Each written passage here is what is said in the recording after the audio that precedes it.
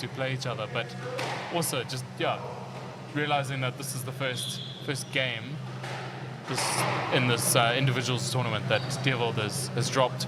So also shows how strong Deerwold is, and just the difference. There's levels to the sport where can really come out to play. First point goes the way of Abdallah Hafez. One love up again. How did he get here?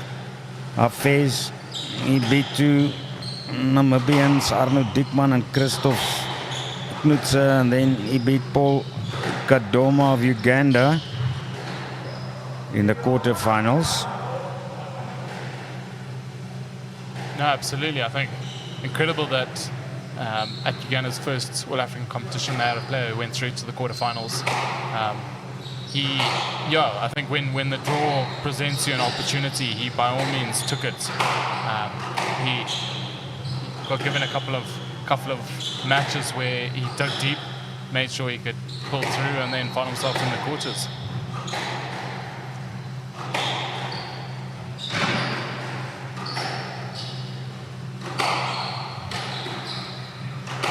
Again, hammering each other on the backhand. Right on the tee now. Back to the left.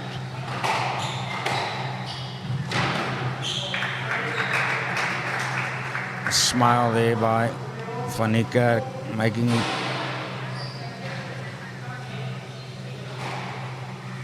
2-1 up. High-paced start to this third game. 2-1. I think difference is going to come down to who can get the ball past their opponent and not dropping slightly short in the middle. I think the deceptive thing about really high altitude and warm conditions is that players tend to start hammering the ball lower and lower. As a result, it still doesn't get them the correct length to get all the way through to the back. Whereas I think maybe it's a bit more obvious and more sea level, low altitude conditions, less such extreme conditions in terms of heat, where they're playing the ball higher, getting the ball all the way through to the back. The temptation is that you're hitting the ball low and hard and it's not actually getting the right length. So there we're seeing, sometimes quite a bit of interference or looser shots in the middle as a result of a lack of height and the ball not going all the way through to the back better.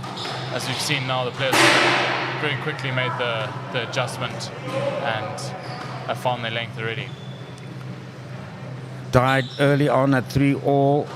In the other semi-final, Damian Groenewald took the third game, so it's 2-1 up. See also the 1 point lead at the start of the fourth game.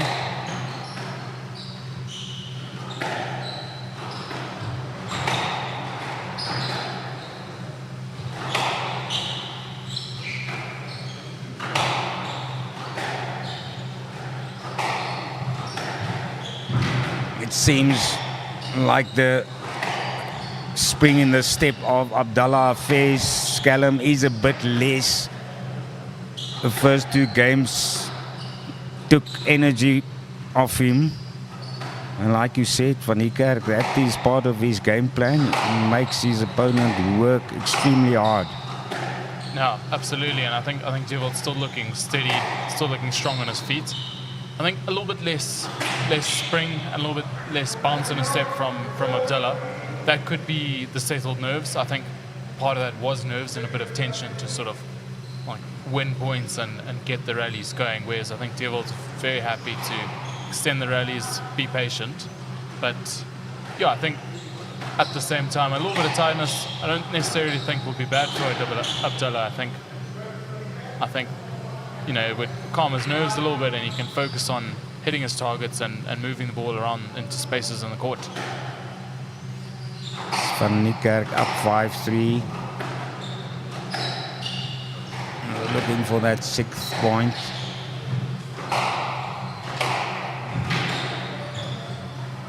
Dropping into the right corner. Hafez brought it to the left back. Van Niekerk He's moving from the tee twice to the right, then he comes to the left. Great retrieval here. Abdullah's doing well to move Theobald around the court. And yeah, solid retrieval, keeping the ball alive and keeping the ball along the wall.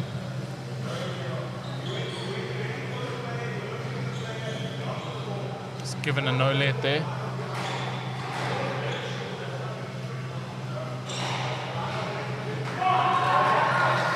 It's not the first time that the referee is questioned by either of these players. 4-5, the point goes the way of Abdallah Hafez.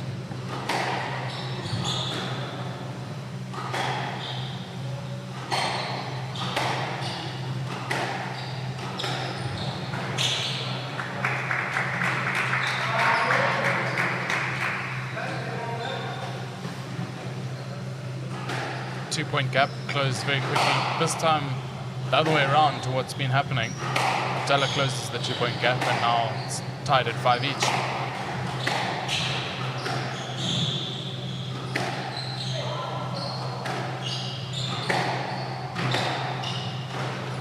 Matching each other again, shot for shot.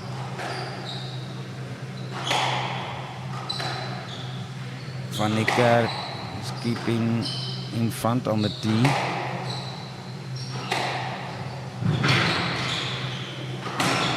Oh, and then he hits the tin. Looks heavenward. Uncharacteristic error there from Theobald. I think I was just about to say it's quite unusual that you see someone who's playing Theobald constantly hitting the ball harder than them. And Abdallah making it clear that he wants to play at a hard pace, he wants to play at a fast pace. And I think Theobald's quite happy to let him hit and let him try and really work the ball hard around the court. Possibly lining up with his intent of tiring out and fatiguing his opponent.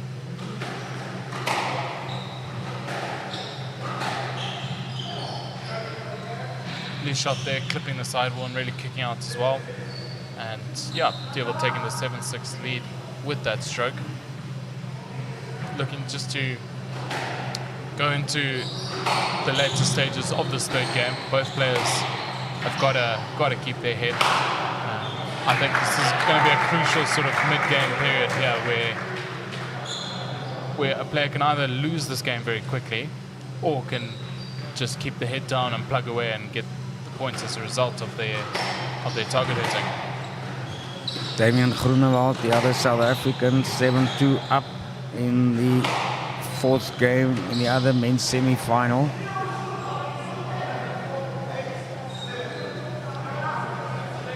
8-7.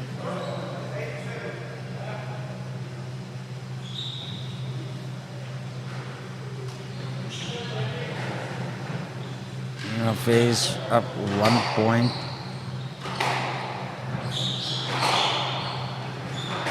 Driving ball again and slowed down. Shot by Van Niekerk. Doesn't make the wall. That return from Hafez onto the tin. Back at 8-all.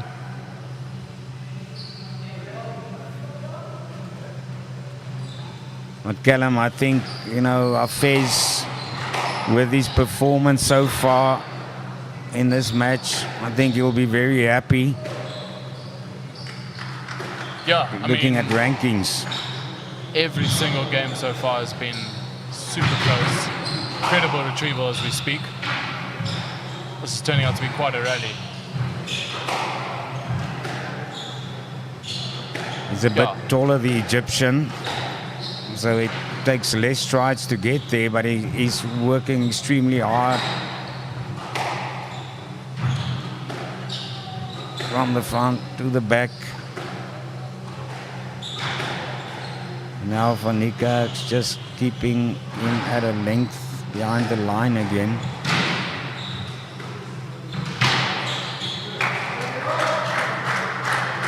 Very solid stuff there.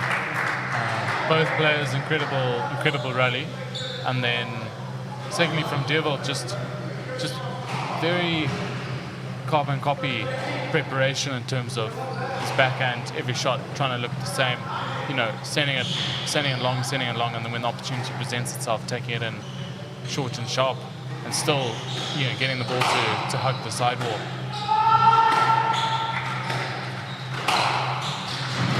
Not sure if you're able to hear that, but that was a massive roar from the next door court, from Damian Groenewald, who seems to have quite likely either won a massive rally or possibly won the match there.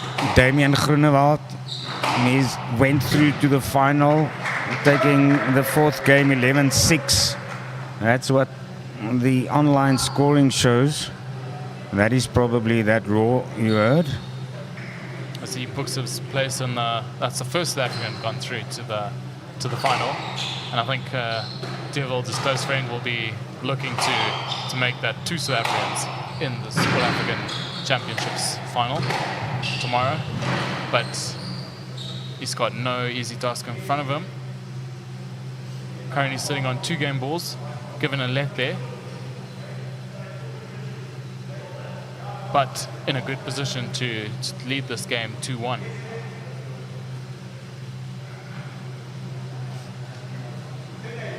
Up 10-8 game ball.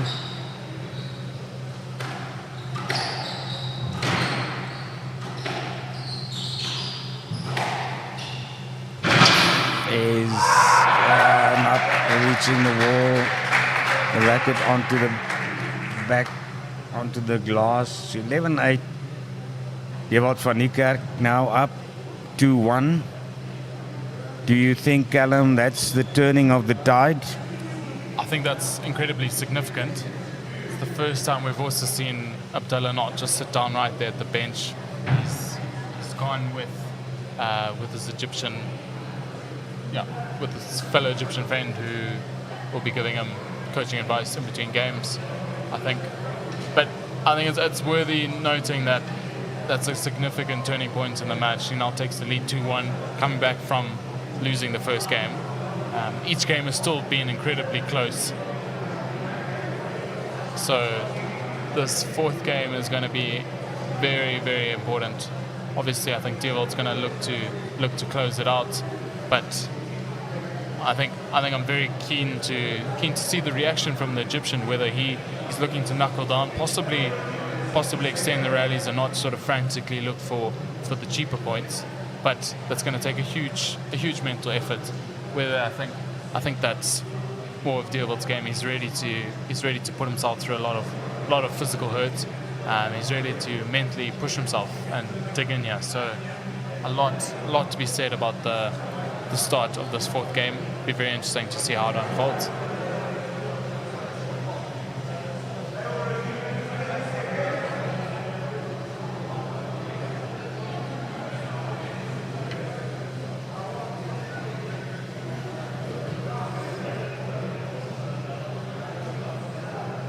Dewald van Niekerk stepping back onto court for the fourth game.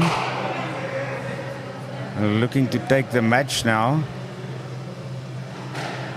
But Callum Abdallah Hafez is a very good player as well. Room for improvement, obviously. But that number 217, he'll probably move up from that in the PSA rankings. Yeah, based on his performance here. Yeah, and I think it's purely a matter of time and a very short time before that top 200 is broken from him. Likewise, Deerveld's looking to break the top 100 for the first time and achieve his highest world rank. Not 2-1 in games up to Deerveld. I was going to say it's not going to be an unfamiliar position for Abdallah. I'm sure with his experience, despite his age, his experience, he would have had many situations where he's had to, put together a comeback and really dig in. But that being said, I don't think Deerveld is at all interested in making it easy, letting him have it. And I think we've got an incredible fourth game on our hands here. Good shot by Hafez, dropped it into the left corner.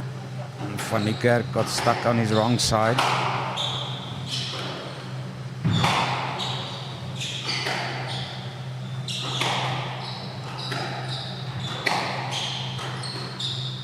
like many times, staying on the backhand.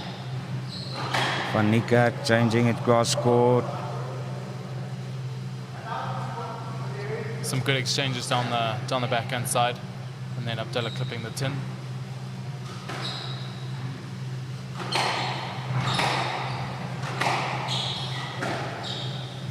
All eyes now on this semi-final after the other one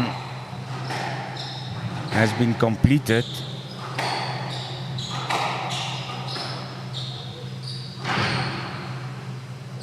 Digs it out at the back of face, stretch it to get to it the right, closer to the wall, then into the corner, stretching those long arms of his.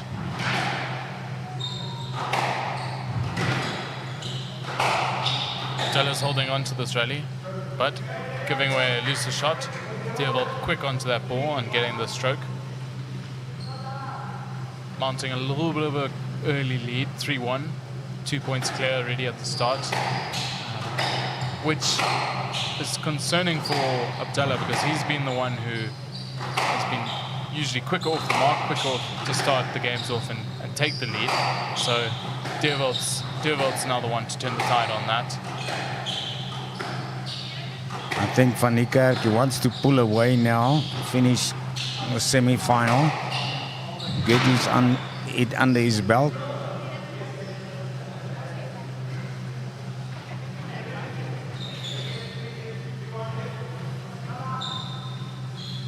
Let go in that instance, replaying the point.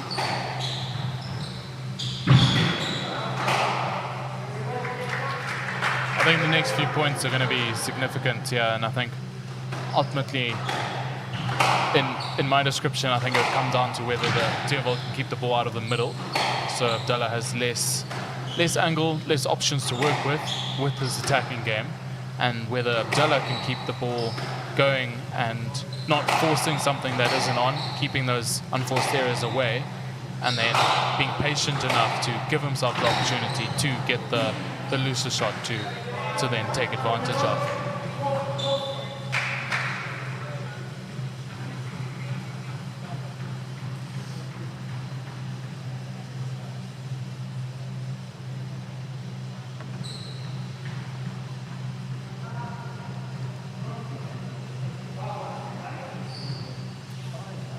Theobald now with a 5-1 lead and looking to be as unrelenting as ever with keeping his opponent behind him on the tee and looking to extend that lead.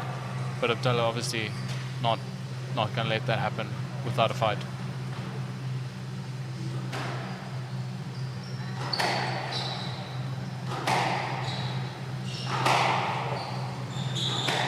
Hafez put up a big fight in the third game as well. Just got away from him at the end. And the other semi-final, if you look at the PSA rankings, Groenewald at 215, beating Olofin Milayo at 162. The fourth seed beating the second seed for the Strasco singles title. 3-1 the score. So you might say on paper a bit of a surprise there. I think a lot of people, Callum, would have expected it to go the other way.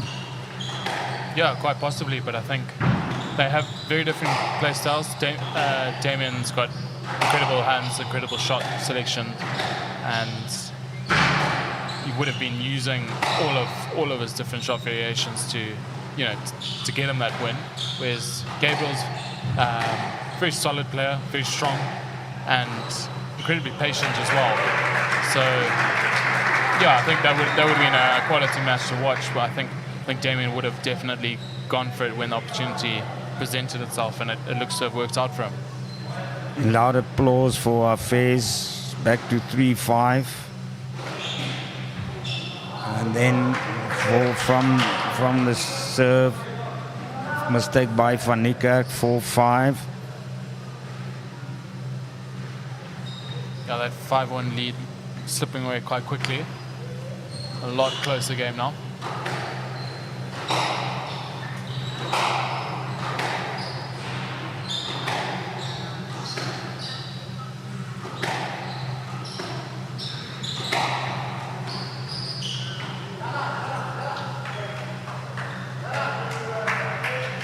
Abdullah given the stroke there, and that cancels out the lead. Now we've got ourselves 5-all in the fourth.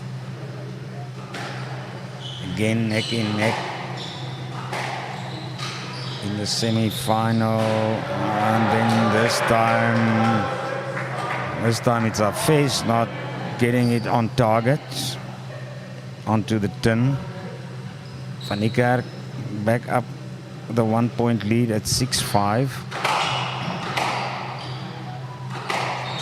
Must say, has been a little bit of a recurring theme this match. Abdullah able to win a quick point, but also then nullifying it by making a quick unforced error as well.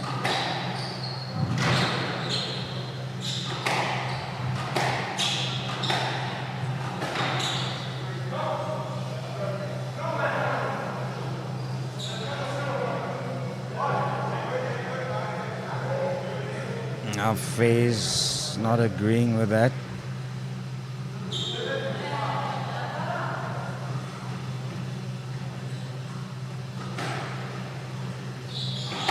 (7-5) for Van Niekerk.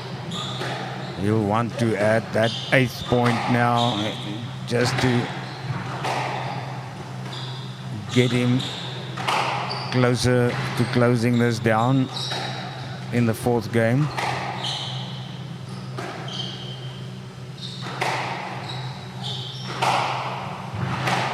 A lot of hard drive shots.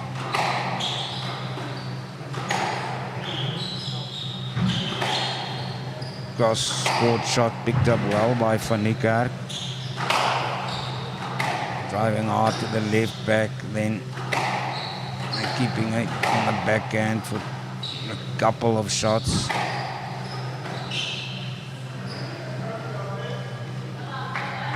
Stroke given there to Fez. They're really having a lot of shots aggressively to the back. Both players looking to hit the back targets. Not a lot of opportunity to take it in short or to open up the court, but both players were looking to really get their opponent behind them. And then, like there, do exactly that, where Abdullah's on the tee, gets the opportunity, takes the volley drop in short. Once again, we find ourselves leveled, 7-all. A classy shot from Hafez there, and you can see Van Niekerk is having not an easy day at the office. He pulled the point back. And another example of Hafez winning the quick point and then giving away a quick point. So I think ultimately he's got to be patient and hopefully strong enough mentally here just to keep those errors down and attack the sort of higher probable opportunities. And Dewald's got to be mentally strong enough here to keep the ball in the back corners and wait again for the opportunities, but especially keeping it out of the middle and away from the hands of Abdullah. Great shot, got there. Hafez just checking with Van Niekerk that he's okay after falling at the back of court, finished off in front by Hafez. But he had to work hard so far. Dewald Van Niekerk. Physically, but Callum, yes, you say mentally, he's very good as well. Sticks to his guns. But at 8-all, anything can happen, but he adds another point.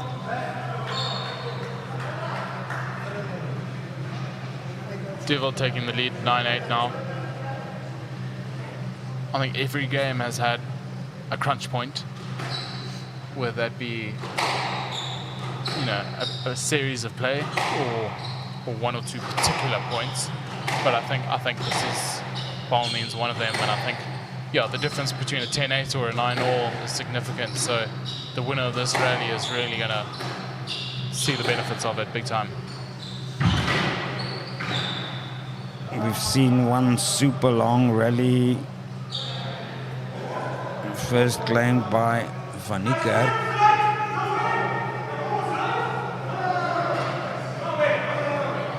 And now loud complaining by Hafez again. Maybe a bit unbecoming. And then the finger shown from behind his back there. No, no, no, says Van Niekerk. It's close. It's close, and a victory is important for both of them here. That's why they are contesting it. Yeah, another difficult one to call. I wonder how clear that would have come up on the stream that you're watching, but the referee ultimately deciding he's uncertain because the Egyptian was querying the South Africans pick up, the South African was querying the Egyptians pick up, the ref playing a let there. So we find ourselves back again, same rally, 9-8, in favor of Dewald. And there we have another unforced error, giving Dewald 2 match balls. Huge, huge opportunity now to convert. Then I just needs the one. Being patient. It's not going to force this and make an error. Hafez sticking close at 10-8.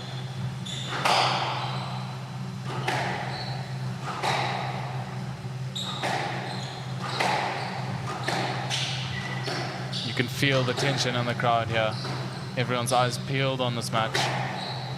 Massive point here.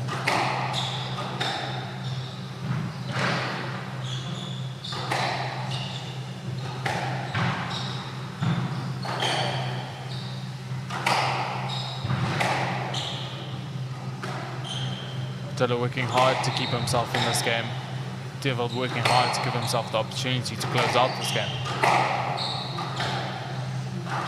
Yeah, and another super rally here.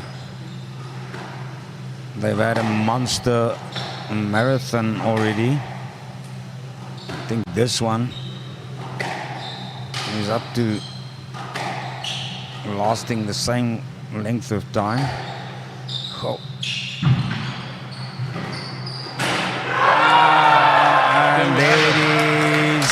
I don't think we would have wanted to see that from Hafez. But it goes Dewald Van Niekerk's way, 11-8. And then they shake hands. But Hafez, obviously, Callum, not very happy. But it was just that difference. Van Niekerk just closed him out at very crucial times, forcing errors. Yeah, what a match. As you can see by the scoreline, every single game was incredibly close. Such a highly contested affair there, and ultimately closing out on 4 in the favor of the South African. And we find ourselves with 2 South Africans in the final tomorrow. That'll be Damian Groenewald and Dewald Van Niekerk. Neo Paints is proud to call Namibia home. For more than 70 years, Neo Paints has been inspired by this country's natural colors and beauty to produce the wide variety of trusted quality paints we have become known for. Proudly Namibian by nature, Neo Paints has over the years involved itself in several key projects across the nation, bringing lasting beauty, premium paints to liven up both indoor and outdoor environments. As durable as the Namib Desert, Neo Paints has stood the test of time through all weather conditions, leaving a lasting impression on the hearts and the minds of all Namibians. Neo Paints Namibia, a coat of excellence.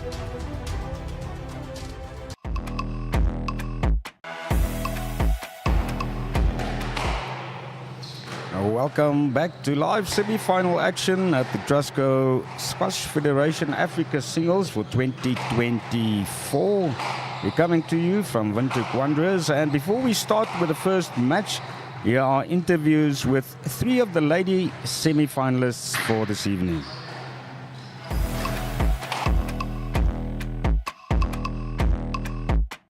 Hi Rufiat, how are you? Fine.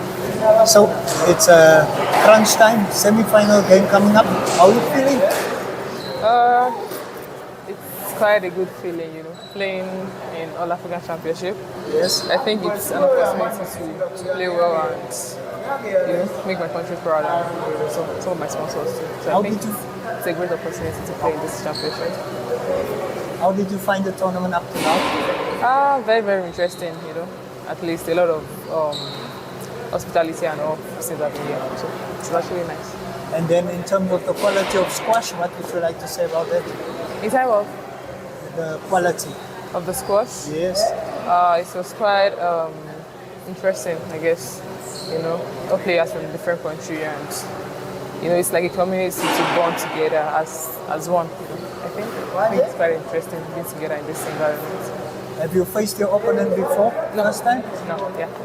So what are your expectations of this game? To play well as much as I planned and being able to, you know, work with what I have. So I think that's the plan right now. Thank you so much for speaking to us and enjoy your game. Thank you.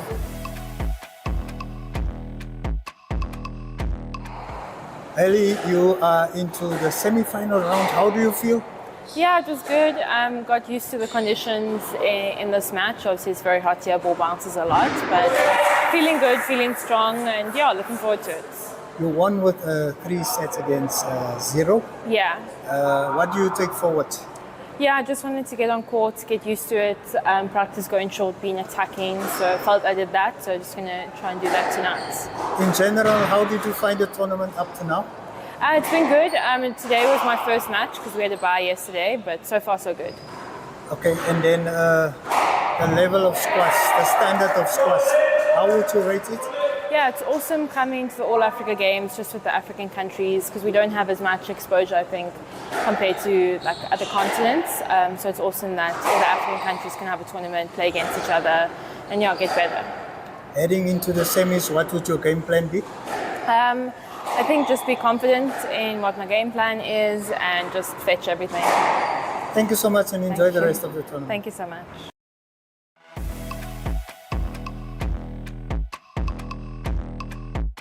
Blessing, you are marching on in this competition. Yeah. How did you find your quarter-final match? How do I? Your quarter-final match. It was interesting. It was nice. Okay, so going into the semis, what are you expecting? I'm playing all out, all my games, and I know I'll play fine. In terms of the quality of squash, how would you rate it here in Namibia? Oh, Namibia is cold. For me, it's cold. You know, going back to Lagos, Lagos is kind of hot. Then playing in this kind of condition with a different ball. So it's very, very hard to adapt, but I'm adapting. So what would your strategy be for the semi-finals? I'm doing that already. I'm marking out my strategies to play. We've played before in 2022 in Zimbabwe. So and You know today what- I know what to do. And you know what to expect. Yes. Okay, what would your expectations be for this tournament? Before this tournament, one of my challenges is just the weather condition of Namibia. So then coming down to Namibia before the singles match, I've tried to knock and play some games before the individual matches will commence. So I can see I'm.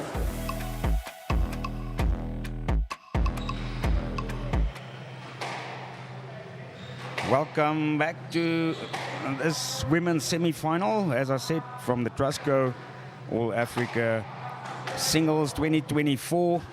And with me behind the microphone is a voice you might have heard last week, Callum Lawton, Zimbabwean player. Welcome, Callum. Thank you. Thanks for everyone tuning in. It's good to have you all for this ladies semi-final. We're bringing you this one and then one of the men's semi-finals after this. On court is Rana Ismail of Egypt and Rafiat Abdulaziz from Nigeria.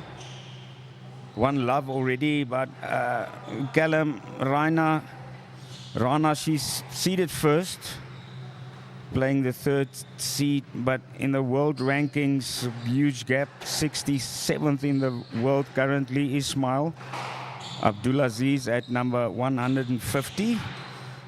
Do you think Ismail is the favorite? I think her world rank does speak a lot for itself. You don't get inside the top 100, by chance. I think she's proven herself time and time again, and I think she's come here looking for some good matches, good final placing as well. So I think she's only looking to improve on that rank as well as play out on a sort of top favorite seeding here. As the score goes up 3-1 there, just another last interesting fact before we focus on the game. Also, Egyptian women's player Mena Walid, she's ranked 77th and she won the Namibian Open last year. So Rana Ismail's 10 places above her at the moment. So that's why I'm sure we're going to see excellent squash. Callum, take us through the match. And looking to carry on with the Egyptian success in Namibia, following last year's Egyptian winner in the ladies section.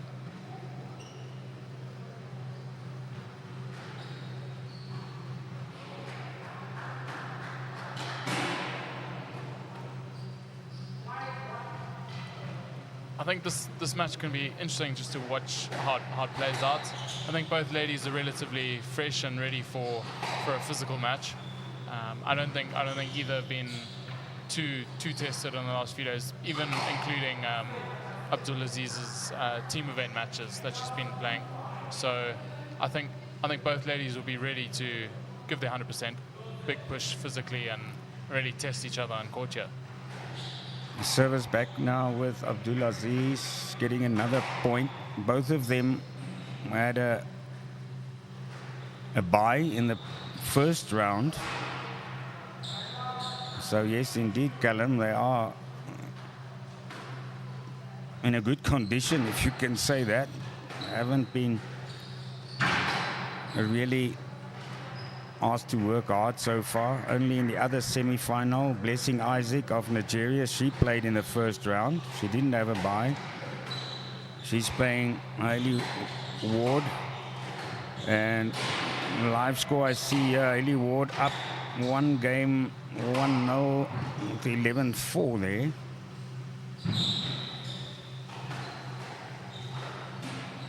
Yeah, I think Hailey just as well, now the court playing on the same time right now, is also gunning for a spot in the final here. I mean, all the players in the semis are obviously looking ahead to the final, but I think those two in particular, I think very likely that the matches will follow the seedings, and we could see Rana and Hailey facing each other tomorrow in the finals. But that being said, I think the Nigerian right here is going to look to upset the seedings and to put a spanner in the works here. But just look at that drop shot into the left corner. 10th point for Ismail. Easy does it actually so far. Not getting that one right. Still has 7 game balls, looking to convert the first. Relatively quick first game. I think both players getting a little bit more comfortable, a little bit more adjusted to the court specifics, and yeah, we might see a lengthened second game, but yeah, the first game's already come to a close, 11-3 in favor of the Egyptian. Coming off court, taking a short 2-minute break, and while they are catching their breaths, we're going to show you a short interview we did with Rana Ismail just before the match.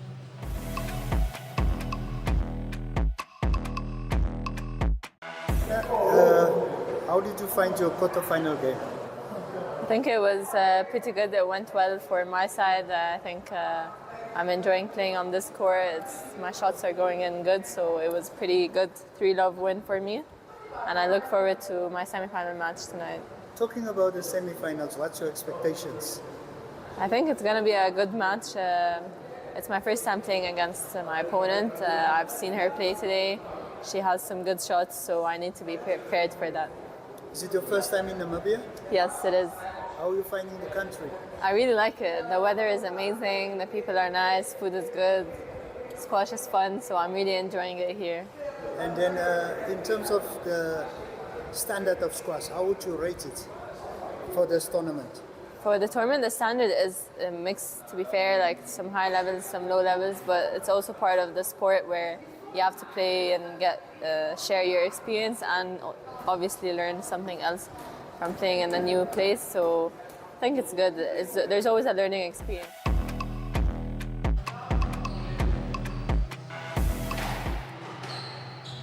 That was what the first seed in the Trustco SFA women's singles had to say before this match. Is up one game already, 11-3. And yet again, Callum, we saw a very quick point. Actually, they haven't really started a decent rally yet.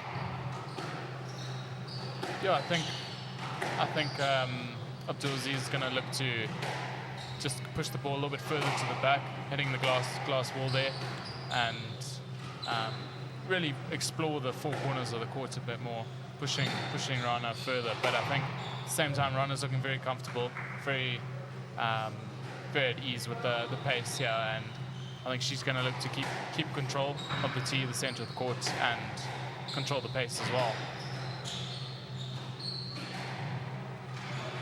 Ismail playing in front from the tee as well.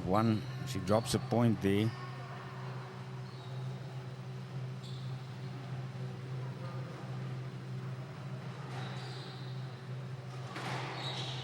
I think a big deciding factor here will just be who can keep the ball out of the middle. For example, just there where, if it's kicking off the sidewall, anything that does clip the sidewall, which is you're meant to be going straight, really does kick out, especially on this court that we're viewing now on stream, and makes a huge difference whether the ball's going all the way through to the back corner or it clips the sidewall and pops out. So something small, but makes a real big difference from the technical side for the players. Looking to really build on the tee, pushing into the four corners as opposed to the other way around.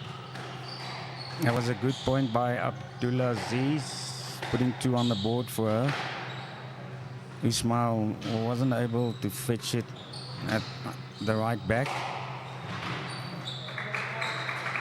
Very strong there from Ismail, getting a loose ball in the middle and putting it away low and hard cross court.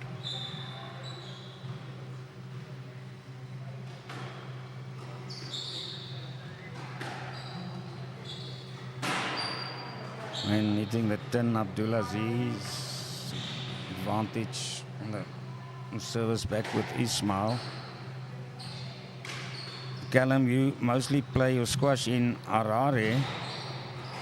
Is the temperature, the weather, is that a lot different here in Windhoek, or are the conditions much the same? I think anyone based in Harare's got more of an advantage than those who are coming from the coast. It's not the same, but it is somewhat similar. It's not quite as hot, not quite as bouncy. The ball does move a little bit slower through the air, but if you compare it to majority of players who come from the coast, sea level, the ball would move a lot slower, as well as you get a lot more reward for your shot, a lot less of a huge bounce, or it doesn't kick off so much from every shot that's played. So similar conditions, but maybe not quite as extreme. A better rally there in the end. It was Abdulaziz playing a lower shot to the left, unfortunately hitting it onto the tin. Ismail serving from the right on the backhand.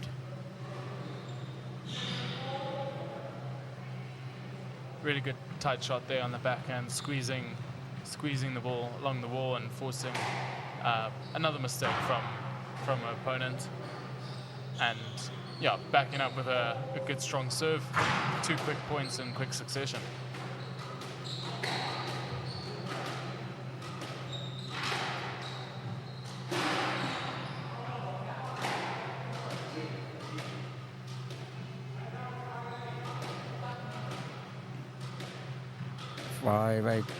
Abdulaziz picking up another point into the right corner. That was a good shot, Callum. Yeah, well put away. Loose cross-court nick attempt, and then Rafia just clipping it away with a nice slow and controlled drop. Unfortunately not able to back it up and makes an unforced error, so it evens out quite quickly there.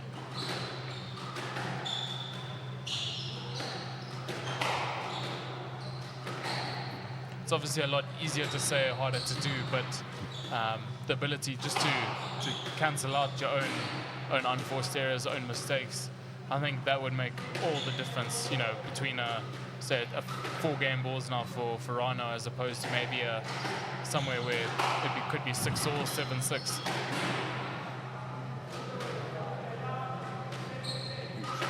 She stays on game ball.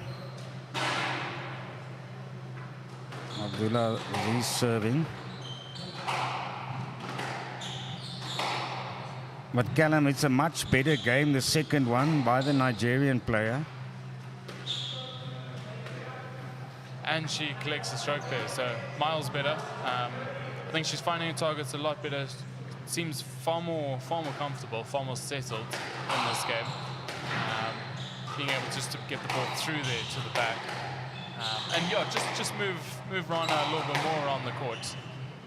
Nonetheless, I don't think Rana's going to back off at all. Great cross court there, finding the deep back neck there. But yeah, brings us up within 1 point. Miles better than the first game, showing that she's a lot more settled, a lot more comfortable, and yeah, really focusing on her targets and trying to keep it simple. 10-9, just the one in it. Not getting to it. A good lower shot to the back, giving the second game to Rana Ismail, 11-9. Close ending there, really big comeback from the Nigerian lady, and she put quite a bit more pressure, and I think started moving Rana a lot more around the court, and as a result saw quite a bit more success as the points show. Be interesting now to see that whether there's tactical change from the Egyptian as well as the Nigerian lady, whether things will evolve in this game, progress, or whether we're going to see another close matchup in this third. 11-9, that score quite close. It seems to me the other ladies semi-final all done, and as expected, Ailey Ward 11-4, 11-6, 11-2 there. So yeah, very clear victory. She's seeded second for this Trustco All Africa Women's Singles, and it's probably going to be Ismail playing the South African. As far as it stands, yeah, Ismail taking the 2-love lead. Then we see her compatriot Abdullah Hafiz, who's the other Egyptian who's playing in the men's semi-final, just giving us some words of wisdom there, giving a little bit of advice in between games. But yeah, Hailey Ward's already through to the ladies' final, and I'm sure she'll be quite keen to watch this third game, get a little bit of insights into how both players play. But I think, as far as it stands, I don't think Abdulaziz is going to back off. She's got nothing to lose now. She's going to come out firing and look to do her best to change the course of the match. She'll try to even minimize mistakes more in this third game. Up 3 points to 9 in the second game. At that pace, we might see this going to a tiebreak. On the other hand, Callum, I mean, I think even at times Ismail, looks very relaxed. Doesn't look like she's really going all out 100%. Yeah, I do think. I mean, I know the last game was close. I do think she's got another gear in her, which I have a feeling if this game goes according to plan and this match goes according to plan for her, that we could see that extra gear come out tomorrow. But yeah, let's not get too ahead of ourselves. I think it's also it's a real classy showing though. If you can play at a high intensity and a high level of squash while being relaxed, it's a hard balance to find, and it's no wonder she's got such high world ranking, and yeah, it's a testament to being able to find that balance. Excellent. Dropped it into the left corner. It's 1-1 now. And maybe we're just going to see Ismail hammering it home. But that'll mean she will have to not make errors, finish off returns. And exactly that is what does not happen, Callum. So it's like any sport. There are seedings, there are rankings, but anything can still happen on the day. Absolutely. And especially the higher up the level you go, the finer the margins, and it only takes, it only takes a little bit of extra attention to detail or a slightly more simplified game plan that can, upset the seedings and change the course of, the tournament. Lovely counter drop and straight drop again by both players there, and then Rana comes on top. Both players, doing well to squeeze the ball backhand on the front backhand, but Rana just finding a slightly better shot and coming out on top there with the point.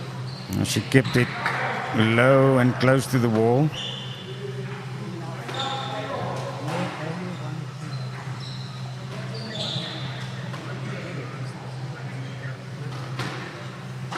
In this third game, so neck and neck right now. Very interesting to see who can just keep their focus, hold on mentally as well.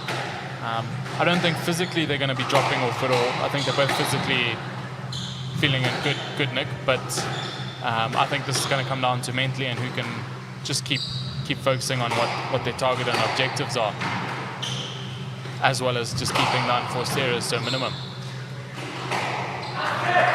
Lovely local there, taking the lead 4-3. 4-3 is the first and the third seeds in the women's singles championship. And there, great drop this time to the right corner. So, Callum, she's also starting to show some class. The further this match goes, Rufiat. Absolutely, she's got a bounce in her step now. I think a little bit more belief is coming in that actually, for the quality of player she is, she can back herself and really start putting into effect her quality of shots instead of sort of just, wondering whether the Egyptian's going to let her get an opening or not. She's trying to take things into her own hands and really push on from there.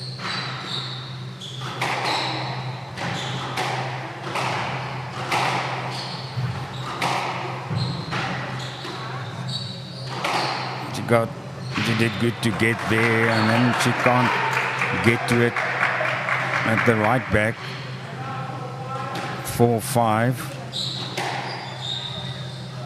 So I think Abdulaziz got a mental boost out of the second game, but she must also have that self-belief to come back after going 3-11 down to pick up her game.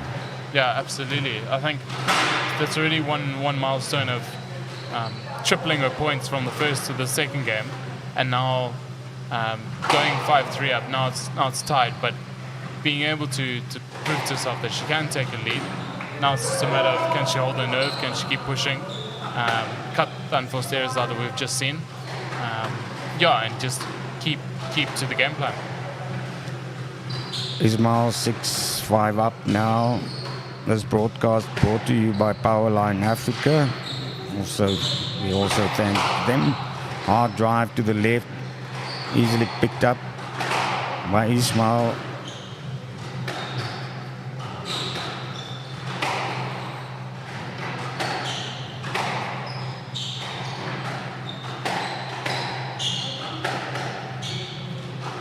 Ismail is mostly trying to keep Abdulaziz behind her and then pull her into the front.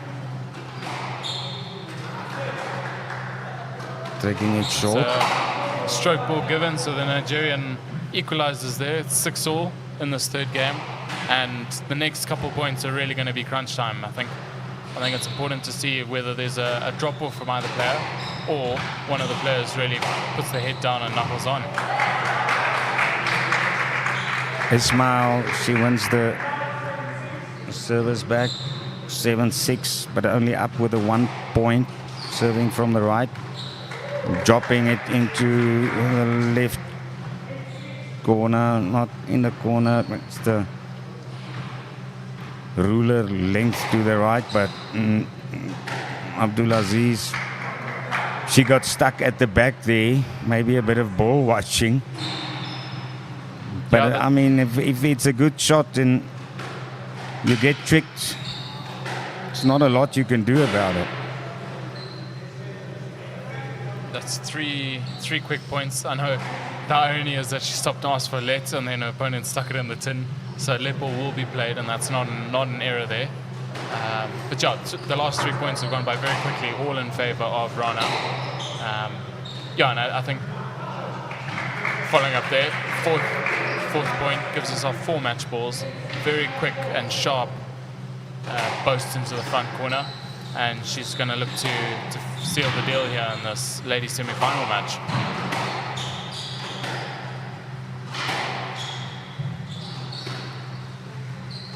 Match ball for Rana Ismail, Egyptian. Slowing it down again, dropping the ball into the left corner, and it's a handshake between the ladies, 11-6. Callum, yes, almost, also like in the other semi-final between Hailey Ward and Blessing Isaac, a convincing victory in the end, but some good squash at times. Absolutely, yeah. I think the match did go according to seedings, but I think every game told a different story there. Every game very different dynamics, and I think both players can look.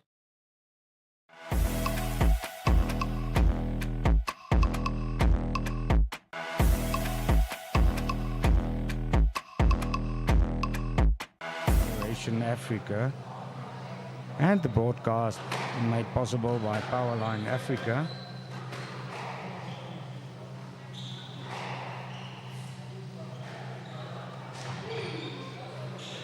Players on their break before the third game.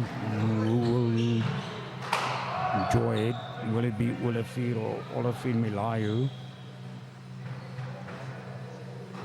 1-all and Sporty HQs, their live score showing Blessing Isaac of Nigeria up 2 games against Namibia's Jackie Steenkamp, 11-2 and then 11-9. A better fight by Steenkamp in the second game.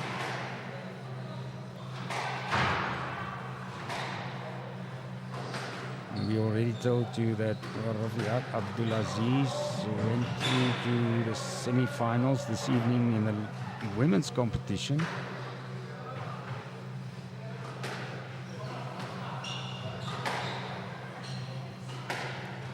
And the third game is out of the blocks. Well scored. And then they're back, keeping it to the left wall. Again, a slower shot by Olafir, and then he hits it on a tin into that corner. One love up for Gabriel Olafun-Milayo.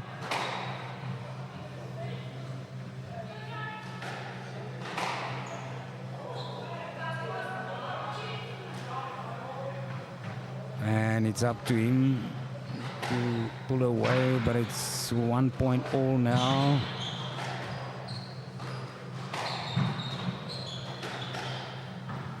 For interest's sake, Ruan Olivier on the last update of PS rankings, he improved 42 places, dropping it to the right, and the reply tried to slow it down further, Olofin Layu, but playing it short. 2-1 up, a single point lead for Olivier, cross-court volley, and then another, he's played that shot and dropped into the left corner a couple of times in this match already, and it's one of the good shots in his arsenal. Takes Olofin Melayu into the right front corner, and he works hard. Olivier, but it's 2-3. Staying neck in neck in this third game.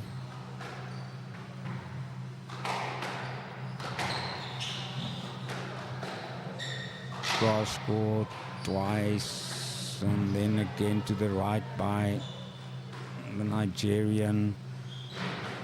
Lobbed it to the right again, driving on the right, and then he looks down. Ruan Olivier, it's 3-all. He's not happy with his return shot. Not getting enough power behind it, and again now comes off the face of the racket. Another point, 4-3 up for Olofin Melayu. And for the first time, mistakes coming a couple of times quickly in a row by the South African.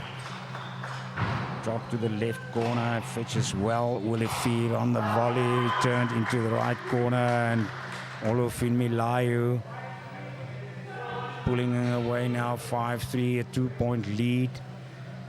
He's vocal, the Nigerian. It was a test for him. He was happy with his reply. Up 6-3.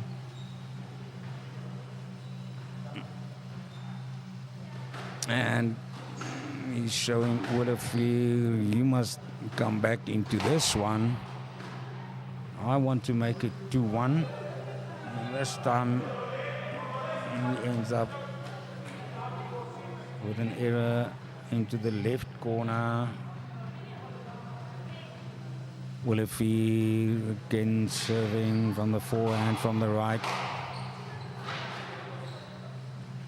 Lobbing it back to the left. Faced right to the left corner, and he gets back fast to the front. And then he wanted to volley and then pull back, fetched it, and then through the legs. Look at that by Ruan Olivier. Reaction shot, and got his racket there. Cross court to the left. Now they back on the same side of court, on the rail in that alley, and it ends up on the top of the tin for Olofin Melayu. Bouncing up from the line. 5-6. Olivier is signaling. You cannot discount me. It took the first game 11-7, and then went down at 9-11 a couple of times. He was in the lead in the second game. Trading with a 1 point. 7-5 up. Again, Olofin Melayu back in a 2-point lead. Bouncing it, serving from the backhand from the right.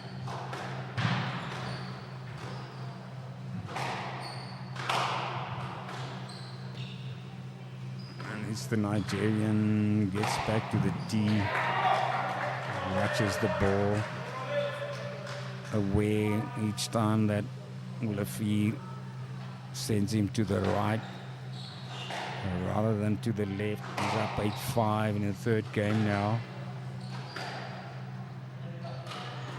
Again, both of them on the backhand. Right on the left, cross court, slowing it up. Also a slower shot, dropping it into the left corner. He's keeping it slow. Olofin Milayu as well, then driving harder. And higher shot into the left corner. And now it's applause. South African played it across the face of the wall from the left, and in the end, Olofin Milayu not successful with his return shot. 6-8, and a bit of spin there, taking speed off the ball, dropping it down in the right corner. He's back at 7-8. Williford is showing class with some of his shots. Very fit as well.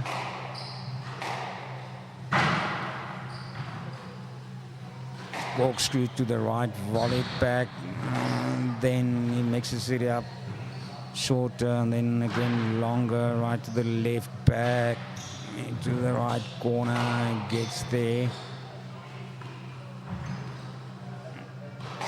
Again, out low to the right. And then the 10 shot 9-7 is just too short of making it 2 games to 1.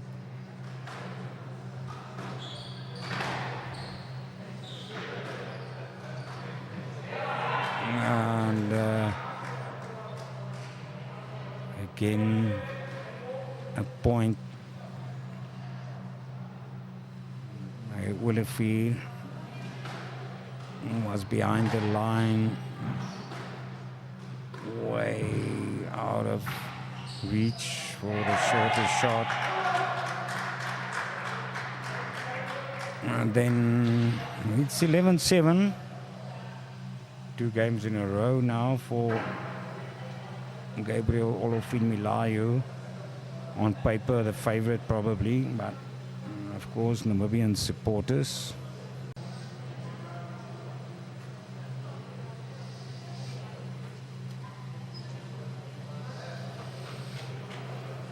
And it seems that Blessing Isaac in the women's competition also saw off Namibia's Jackie Steenkamp in 3-love.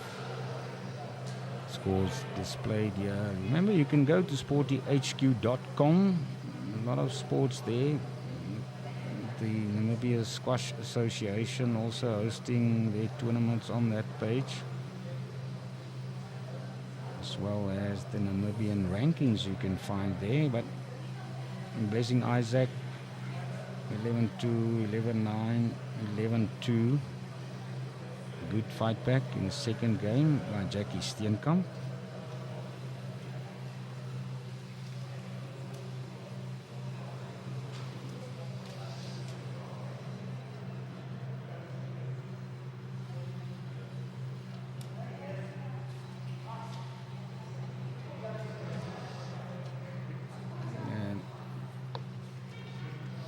Fourth women's quarterfinal match. No scores displayed as yet. It's Hayley Ward, South Africa's number 2, as I have it, seeded second in the tournament as well. Plays at the Nelson Mandela University, up against Nigeria's Abdullah Rahim Mukadija. Back on court, this fourth game. Lovell, the referee,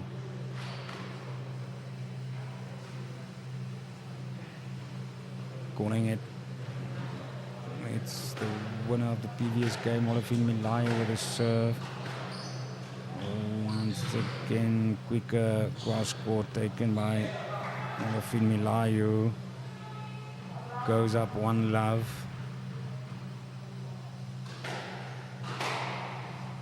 Both of them change the shirts.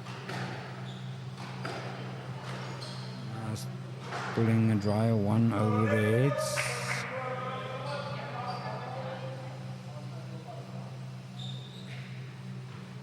It's 1-all.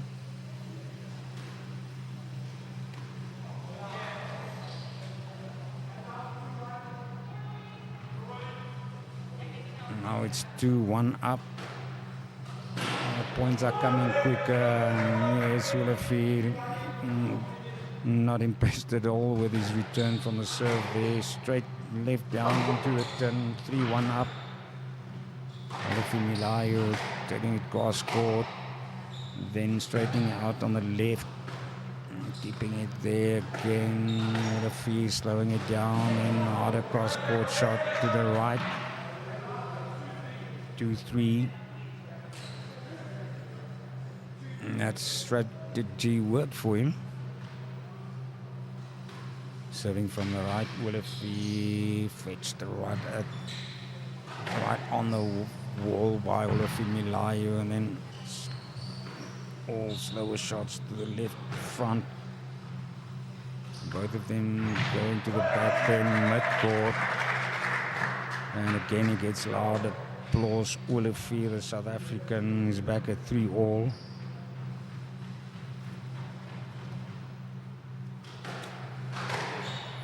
Played it short from mid-court, and Willefeed Milayo was behind him.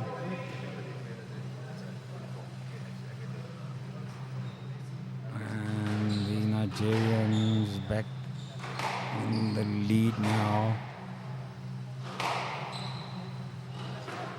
Cross court drives, two of them, another to the right by Willefeed Milayo, and he turns to the left.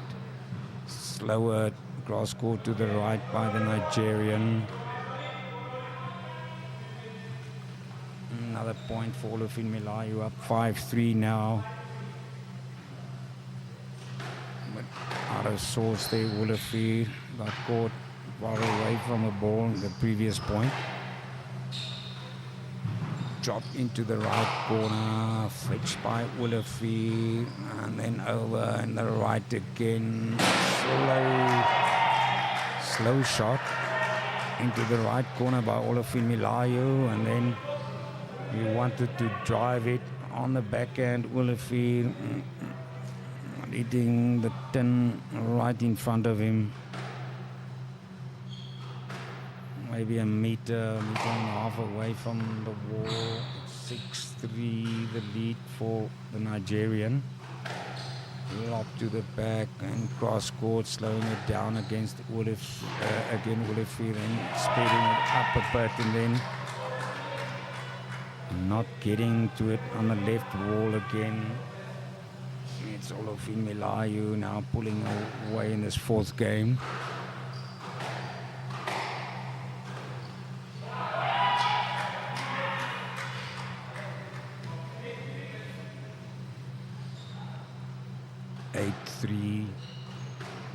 And this time in the fourth game, Willefeed struggling after three good games. Gets back to serve though, 4-8. But the way Willefeed Milayo is playing at the moment, Willefeed has his work cut out for him.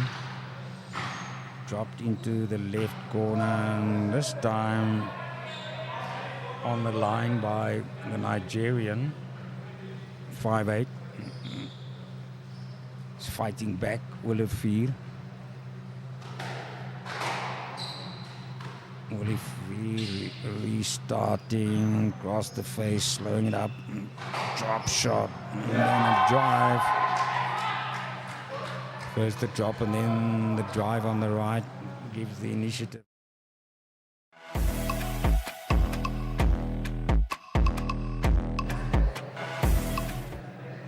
Welcome back. This is the 11th day of a big squash extravaganza, we can call it, in Windhoek, in Namibia. And it'll be climaxing with the Trustco All Africa Women's and Men's Singles Finals for 2024. You can see the small dedicated crowd pitched up just to bring you up to date. Unfortunately, third and fourth place matches in the women's competition. That would have been Blessing Isaac playing Rofiat Abdulaziz, both of them from Nigeria. Didn't pitch. let the organizers know they're not going to play. And then in the men's third and fourth place match, Abdallah Hafez, the Egyptian, played a very good match yesterday evening, winning by default after Gabriel Olofin Milayu, the higher ranked, that's in terms of the PSA rankings, withdrew with an injury. Had a bit of a problem with the knee yesterday. Probably decided he's not going to take the risk. And it was Olofin Milayu. In other words, Aravet Hafez told me, yeah, he's not that happy. He would have liked to play that game and maybe win it, but that's the way things go. We've got 2 interviews. First, we're going to look at the women's final. That will be Rana Ismail from Egypt and Hayley Ward, the South African. But before that, we've got 2 interviews. Now we're going to keep that until later, I'm informed. And after the women's final, Rana Ismail and Hayley Ward. The 2 South Africans, it's South Africa's number 1 and 2 playing each other, Dewald van Niekerk and Damian Groenewald. Now Dewald van Niekerk, he will get 300 points on the rankings table if he wins here. Might push him up in the top 100 players in the world. Spoke to them a while ago now, because people might be wondering, and they also practice together a lot. Dewald van Niekerk is playing at Sheffield in England at the moment on a map that's close to Rotherham, part of Greater Manchester.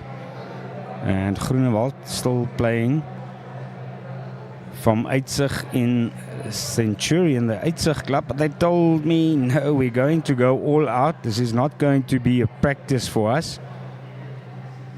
Yesterday in some matches we saw the tempers flaring, but Van Niekerk and Groenewald said, no, you'll see none of that. We'll play hard and we're going to play fair. And now it's Hayley Ward and Rana Ismail coming onto court with the final warm-up for the Trustco All Africa Singles final here at Windhoek Wanderers. In terms of the ranking, Rana Ismail seeded first in this tournament. She's 67th in the world on the PSA rankings, and Hayley Ward, the South African, seeded second. So that's the top 2 expected women's players. So they got to the final. Ward ranked by the PSA at 104. So if she wins here, that'll also help to probably push her up the rankings a bit. But Dewald van Niekerk explained to us he might get 300 points, but there's a lot of other tournaments happening elsewhere in the world, so you get the 300 points, but they're not very sure how far you're going to move up. He's pretty sure he's going to get into the top 100. That's one of his big aims. But at the moment, a lot of other squash happening internationally. In Doha, Qatar, it's the QSF 5 Open. There's international squash in Mumbai in India. Tournament there in Singapore, in Ecuador, in the United States, in Colombia, as well as St. Louis. And also in Brest in France. All of those tournaments also taking place at the moment. So that's why one can't really predict how victories in this tournament will translate into possible movements in the PSA rankings. Rana Ismail. Both of them have been warming up 20 minutes to half an hour, stretching. How did Rana Ismail get into the final? She had a bye in the first round of this Trusco women's singles. And after that, she beat Namibia's Audrey Lambert. 3 games to love, 11-2, 11-3, and 11-3. And then in the semi-finals yesterday, she beat Nigeria's Rafiat Abdulaziz, also 3 games to love, 11-3, 11-9, a close second one, 11-6. How did Hailey Ward get into the final? Also a bye in the first round. She plays from the Nelson Mandela University. That's what my list says. She beat Abdullah Rahim Khadija, the Nigerian, 3 games to love, 11-4, 11-6, and 11-2. And then she beat Blessing Isaac, another Nigerian, 11-4, 11-6, 11-2, 3 games to love yesterday in the semi-finals. So that is how these 2 players got here. And the referee for both of these matches, Stephen Berry, doing a lot of squash, full squash in Namibia, also playing a good game. Been playing since last week himself, and then played in the teams competition as well. And last week on Tuesday, we started with the PSA BDO event, international recognized event, men's competition, won by Mohamed Nasser of Egypt. He beat Dewald van Niekerk, who we're going to see a bit later in the final. And then it was the BDO Namibian Open. Polite Mbare, the Zimbabwean, won the ladies competition. From Monday, we had the Trusco All Africa teams competition, and that is also part of the Squash Federation Africa schedule. There, Nigeria clean sweep in both the men's and women's competitions, not losing single match. In the men's competition, second on the log was Zambia, third Zimbabwe, and there we look now at spin of the racket, final, just chance to come from the court before they go back. It's been called by the referee already. First and second seeds playing each other. Number 67 and 104 in the world. And Namibia being so close to South Africa, close ties. We've seen since last week, Tuesday already, crowd getting behind the South Africans. But also support, of course, for the Egyptians here in Windhoek. Close ties between those 2 countries as well, dating back from pre-independence.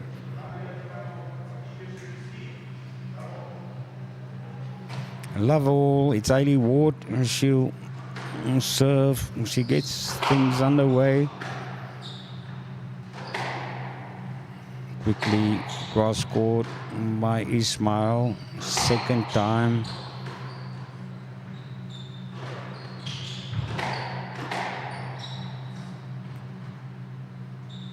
Looking to the referee, what you call, it's a let call there. They're going to play that again. Still love all. Slow down to the wall by Ismail, taller player of the 2.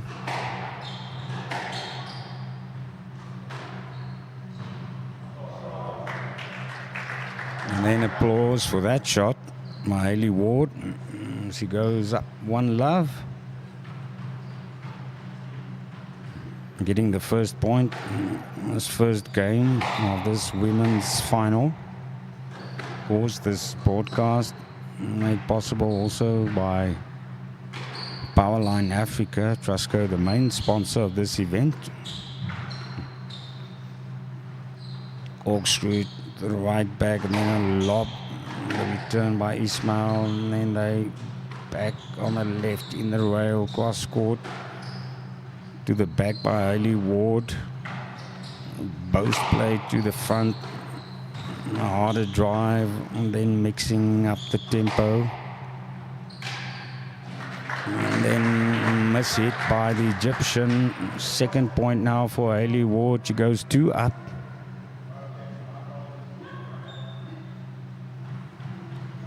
Serving from the right, from the forehand.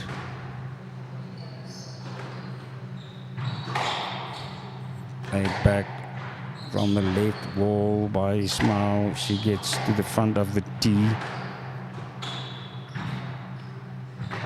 Slowing it down into the left corner in front. And that slower ball caught out Hayley Ward. First point now for Ismail. 1-2 as she serves from the right. Again, a couple of shots before Ismail takes it cross court. Another one to the left cross court. Again, look at the referee. Let called, another point.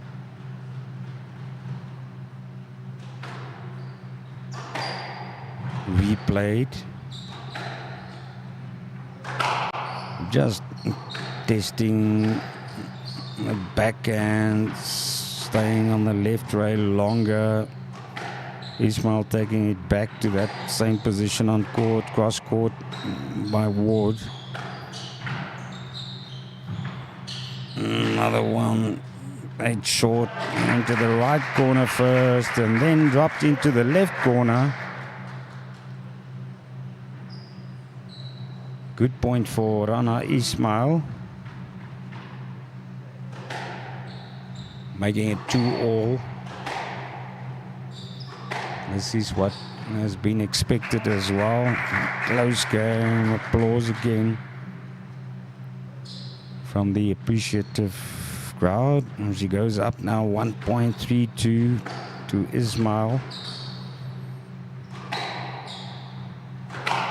On the backhand again, driving harder, medium pace on the left wall, just hanging it to the center by Ward, brings it out to the left back overhand. 4-2, she gets another point there. Calling it Ismail, sending Ward right to the back. Volleying there, the volley shot by Ward. Ward changing it to the right corner, winning that point. Ismail not getting to it, and then a great shot by the Egyptian from the serve right into the left corner shot. Goes up 5-3. Then a harder drive by Ward onto the tin. That shot by Ismail, 4-5. Just the 1 point of difference again between the two women. 5-all, she draws equal. Hayley Ward.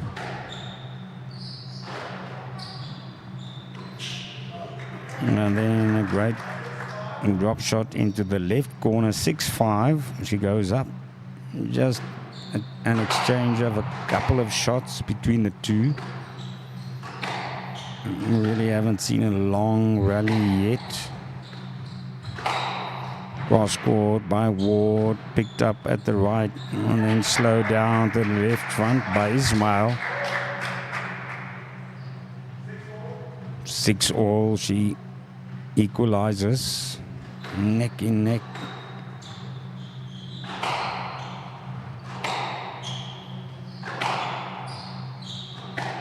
Now they driving on the left, goes to the wall on that rail in the alley.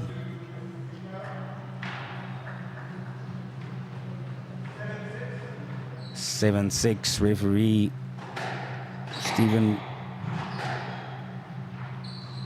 Perry calls it in the favor of Rana Ismail. 8-6. Now she goes 2 up. It's very important now for Hayley Ward to get back into this, and then error straight from the serve. That return too low to the left. 9-6 up for the Egyptian player.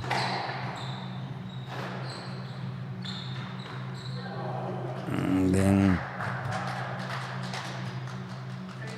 attempted drop into the left corner in front, not successful. Hayley Ward, 10-6. Game ball for Rana Ismail. And then from the right wall, playing the corner. Ward not able to pick that shot up. It's 11-6 in the first game in the favor of Rana Ismail. First seed at the Strasco All Africa Women's Singles Final.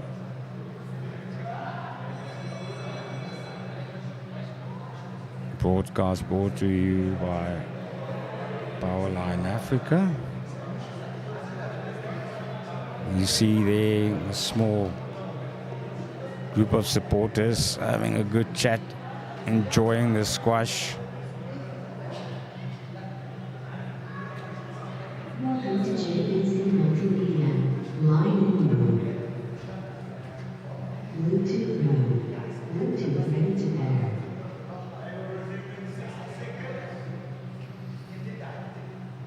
And then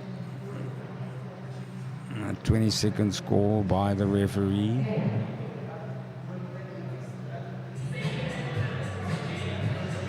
Bit of music as entertainment. Goes away quickly. Ready for the second game in this women's final now.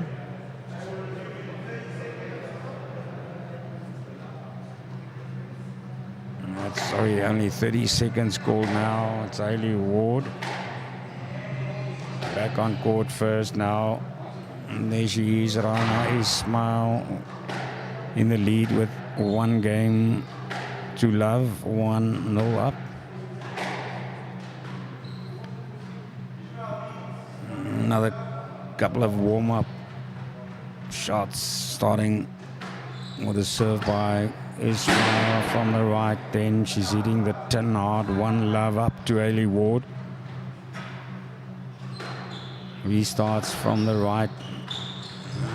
Then she uses that drop shot into the left corner, often Ward, but then changing it to the right, driving to the right back. She's beaten Ismail a couple of times. That shot, cross court. Ismail kept it first on the right and then going cross court this time.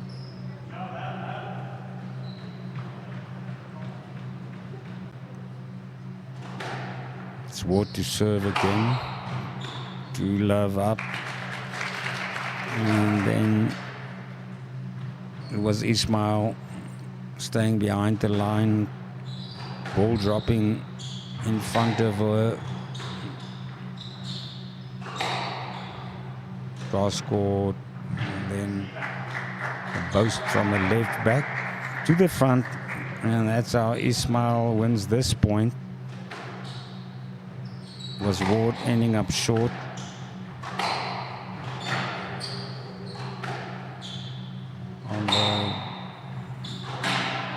immediately cross court again. 2-3 Ward hitting the tin. And with that attempted cross court shot from the right. Driving again, fetching on the right. Then volleying.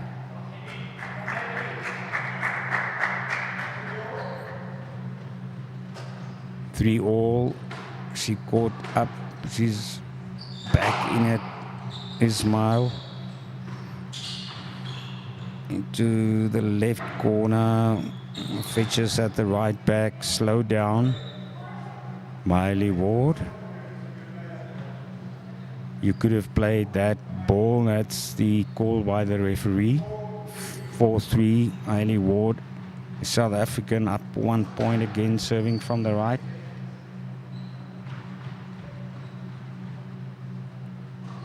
She has to repeat it. Now they're off for this 8th point. The drive shot this time beating the Egyptian player. 5-3 up for the South African.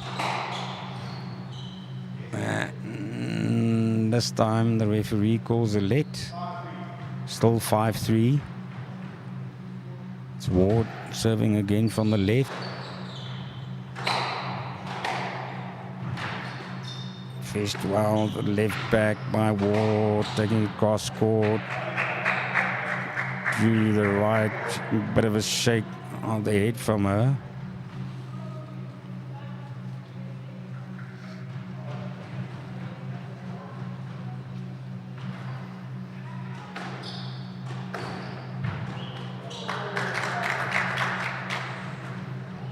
Gets back the serve.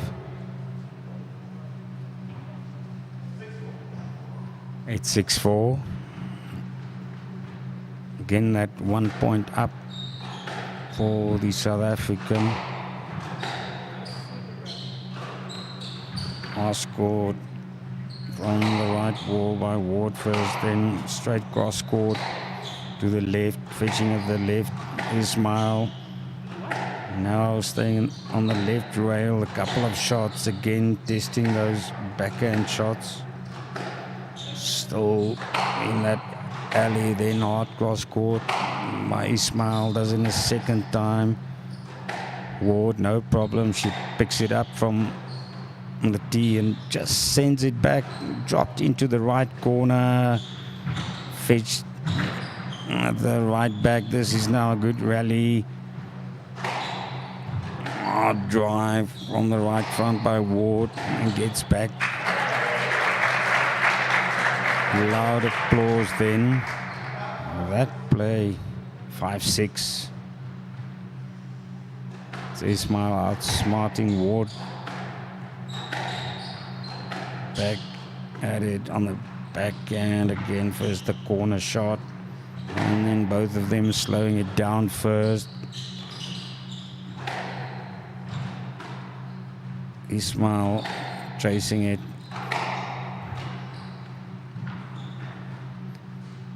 Drop.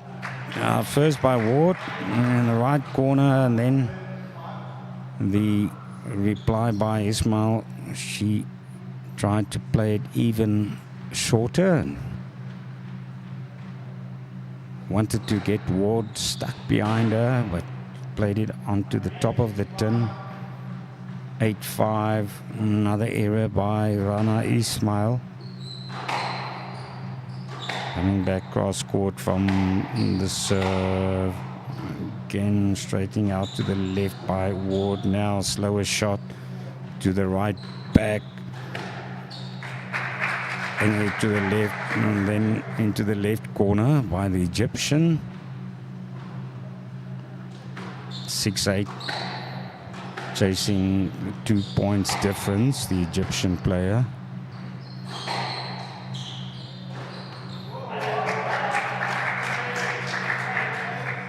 Cross court from the right, 7-8.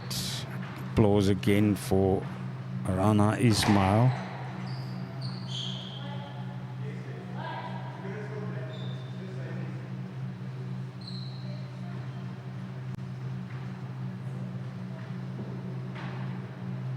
playing that one again.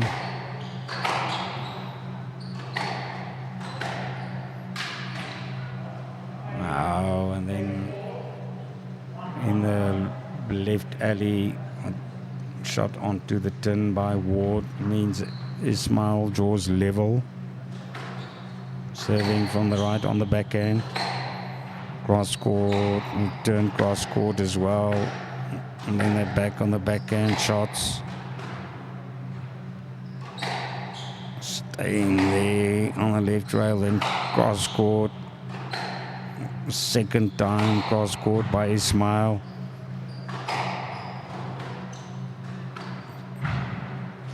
Trying to play it longer to the back. And Hayley Ward winning the point. Slowing it down into the left corner. Up 9-8.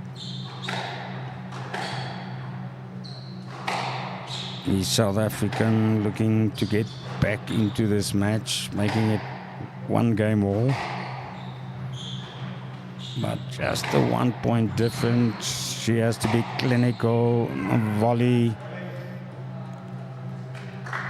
from the right, played by Hayley Ward.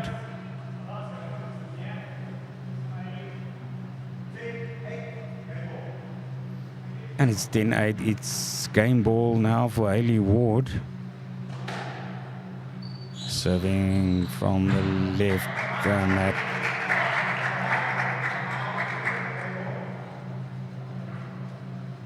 From the back, from the right wall to the front. Hayley Ward not in a good position to get there. 10-9, 9 points for Ismail. Pulls back another one. 10 all, they're into a tiebreaker now. The winner needs a margin of 2 points. Again, both of them playing cross court. Slowing it down into the right corner, then fetching at the right, and Ward's reply. Shot too low, 11-10 up after hitting the tin. The South African, she has to draw equal now, needs that point. 12-10. Just asking a quick question to the referee, Hayley Ward. But it's the Egyptian Rana Ismail taking the second game as well, 12-10. Hayley Ward creeping closer in the second one. Ismail, however, the first seed, 2 love up. She can close it down in the next game and take this Trustco All Africa Singles Women's title here in Windhoek.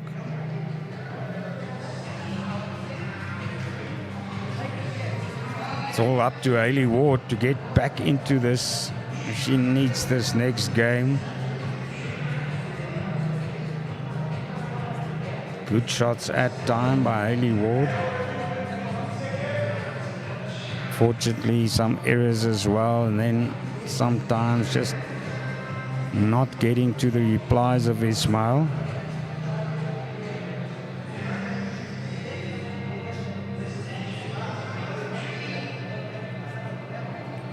Stay with us on Network Television, also on oneup2.com, as well as on YouTube, Network Media.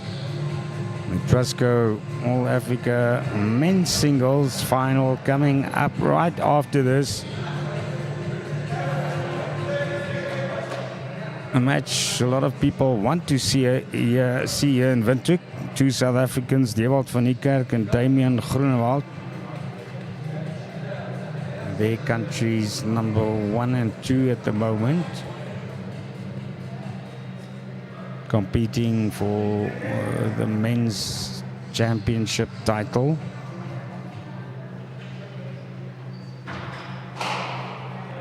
Back on court.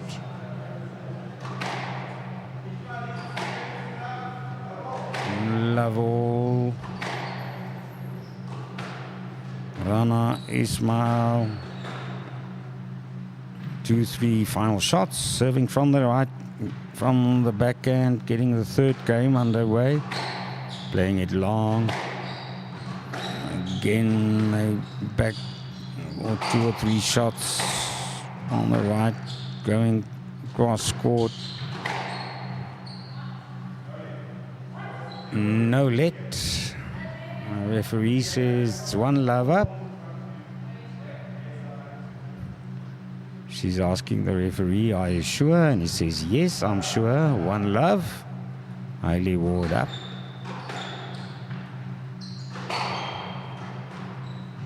To the right corner, and then corkscreen to the left back. Hailey Ward, a second one of those shots.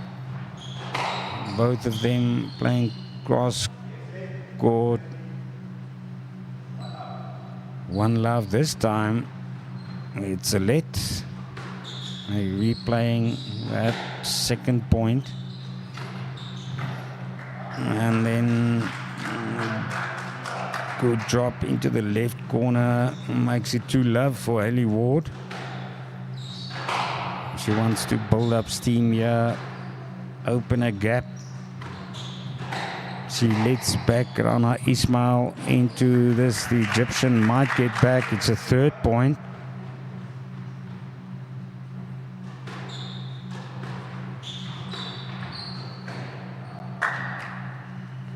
And a 4th one.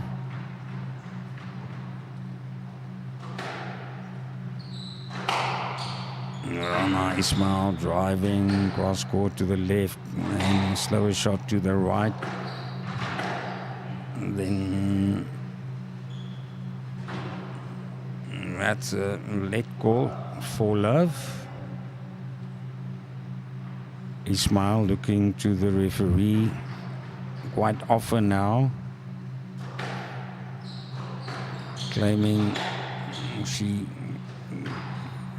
didn't have a chance to get into position. Corkscrew to the left back, and then again into no let this time. 5 love up, and it is indeed Hailey Ward opening up a gap here, an advantage of 5. Then it's the first point in this game for Rana Ismail, serving from the right. Hard drive by the Egyptian in the left alley.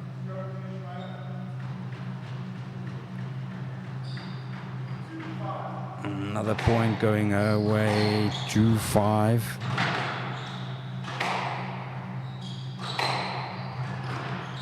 Ismail getting back into this one, a stroke called by the referee, 6-2, favor of Ward. Often now the two getting very close to each other, contesting that line towards the ball. Once again, same thing.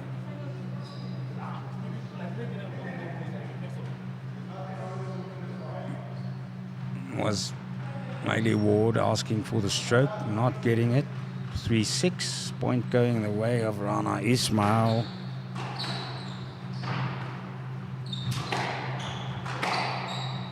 Driving on the left cross court by Ward, and straight again, this time cross court first by Ismail, and then drive to the right, ending up low in front, hitting the tin. Hailey Ward 4-6. Again, only 2 points in it. 5-6. Wiping the hand, looking to the back of court, and then from the serve, hitting the tin again. Now it's 6-all. She was up. I think it was 5 love up in this third game.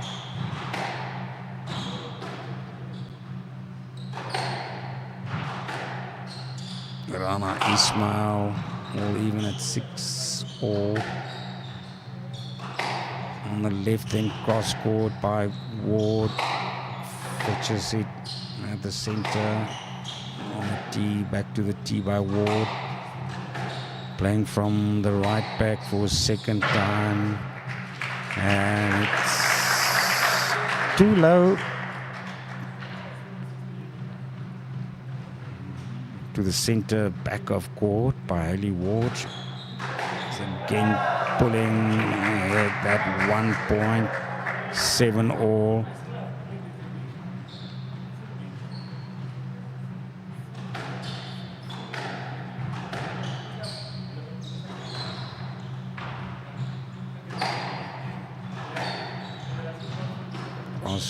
Cross court, then from the left, also cross court by Ismail. Driving to the left, then stroke. Point going to Hayley Ward, she's up.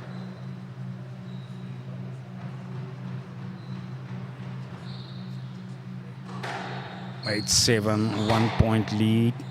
Again, that previous point, slowing it down in front, dropping it into the left corner, and then another mistake by her, giving a point away again at 8 all now.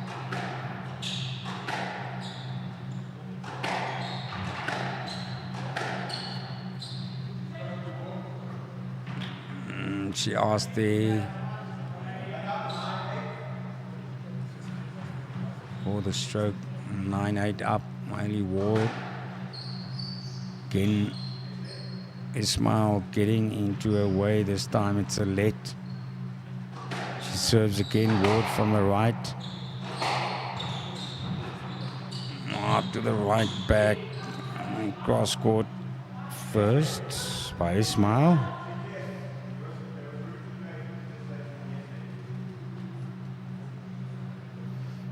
Big sigh there by Ismail.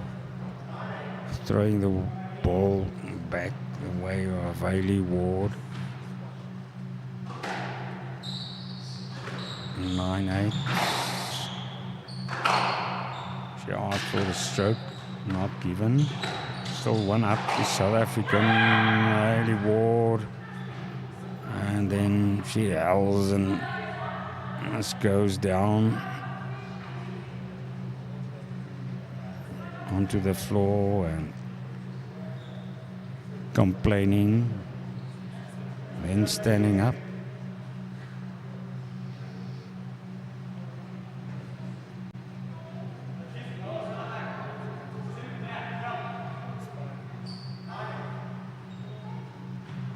Hayley Ward again serving from the right, still 9-8. Neither of them happy with the final call, but that's the referee's decision. Some of them close.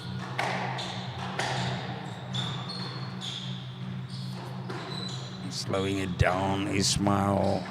And then trying to draw Ward into the left corner, and then Ward claims she got in the way.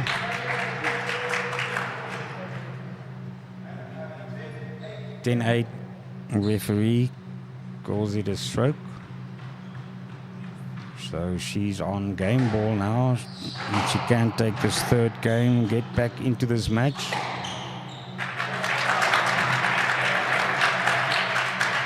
And the drive from the backhand working for Hayley Ward, making it 11-8, winning the third game. Back into it, lead still by Rana Ismail. 2-1.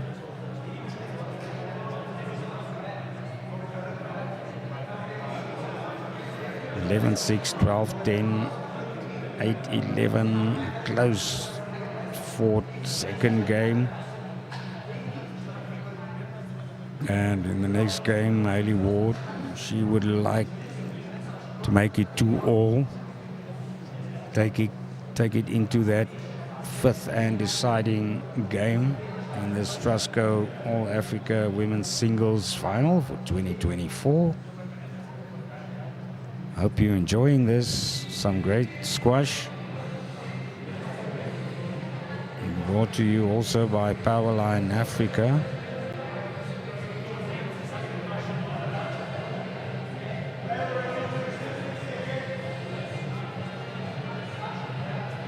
First call by the referee to the players.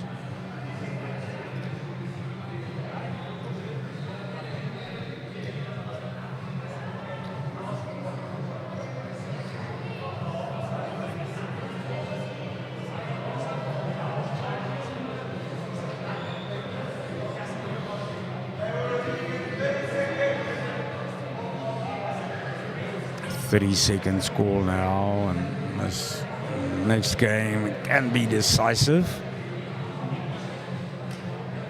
Rana Ismail will have a chance to take this women's singles title here in Windhoek.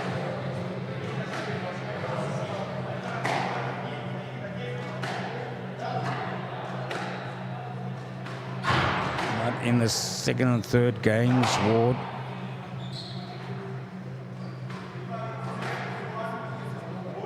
staying closer and then getting right back into it with that 11-8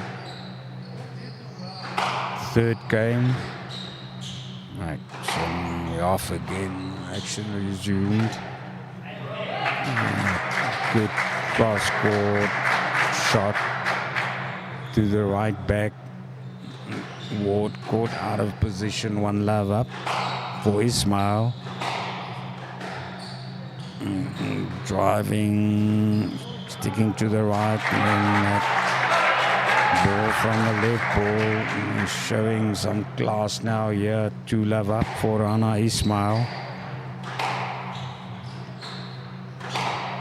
And it's those kind of shots that shows you why she's in the top 100 women's players in the world.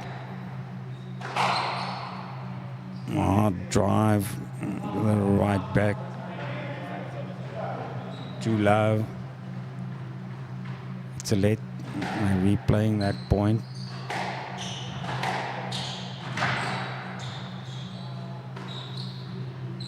Slower cross court by Ismail and slower left front. Moving, getting back there to the tee. Ismail first. Ward complaining. Referee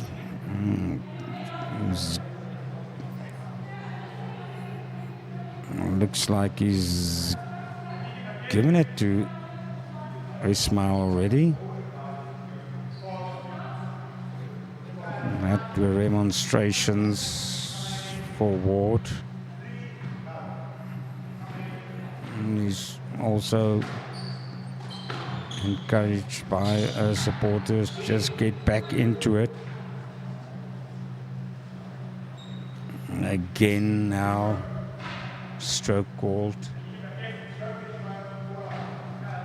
Ward, she has to get her head back into this. 4 love up. For Ismail, she needs the points in this 4th game. Ward, still love.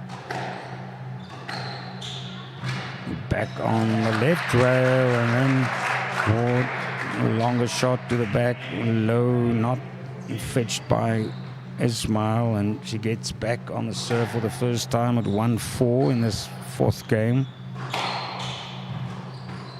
Can this be a start of getting back into it? She forces another error from Ismail. 2-4, closing down the gap. And again, driving this time to the right corner at the back. Again, Ismail not able to pick it up. 3-4, just the 1 point in it. 4 all even now, this 4th game. And again, that shot working for Rana Ismail. Corner shot from the right. 5-4 up the Egyptian. Onto the left wall, and then back there after going cross court to the right. And she's caught Ismail out a couple of times with a drive to the right. She tried that again, not working out. Oh, and there, that arm went out to the left by Ismail. Ward not happy.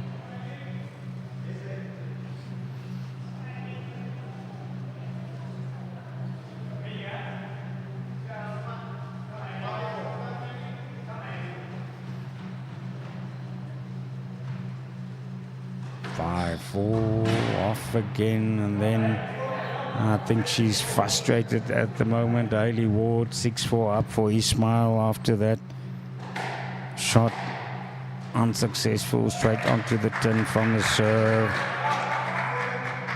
Adding another one quite quickly. Ismail 7-4 up all of a sudden. Had a good lead, now up 3 points again. And now she plays it too low. 5-7, 2 points in it. Serving from the right is Hayley Ward. And back on the left, then taken out of the alley to the right by Ward. Just keeping it there again on the backhand. Cross court again. Taking it back to the left. Cross court by Ward. This is one of the longer rallies. Picked up from the left back by Ismail. Ward getting there again. Then the volley into the right corner. Working out for Ismail.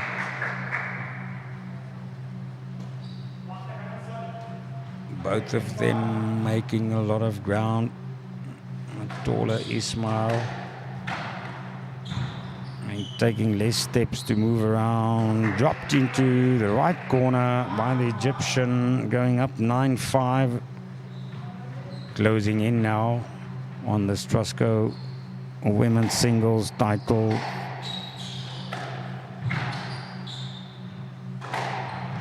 Driven out with the right fetched from the tee there by Hayley Ward. Stroke called now. Chance for Hayley Ward. 6-9. But she'll have to keep ahead.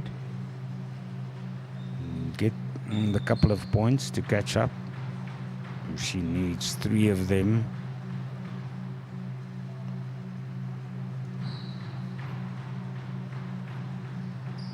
Bouncing the ball, both of them. Just also taking a couple of breaths. Then on the left rail again. 10-6 stroke in the favor of Rana Ismail. It's match ball.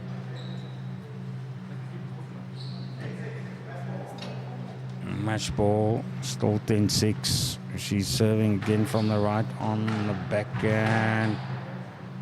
Cross court by Ismail. And then cross court from the right by Ward.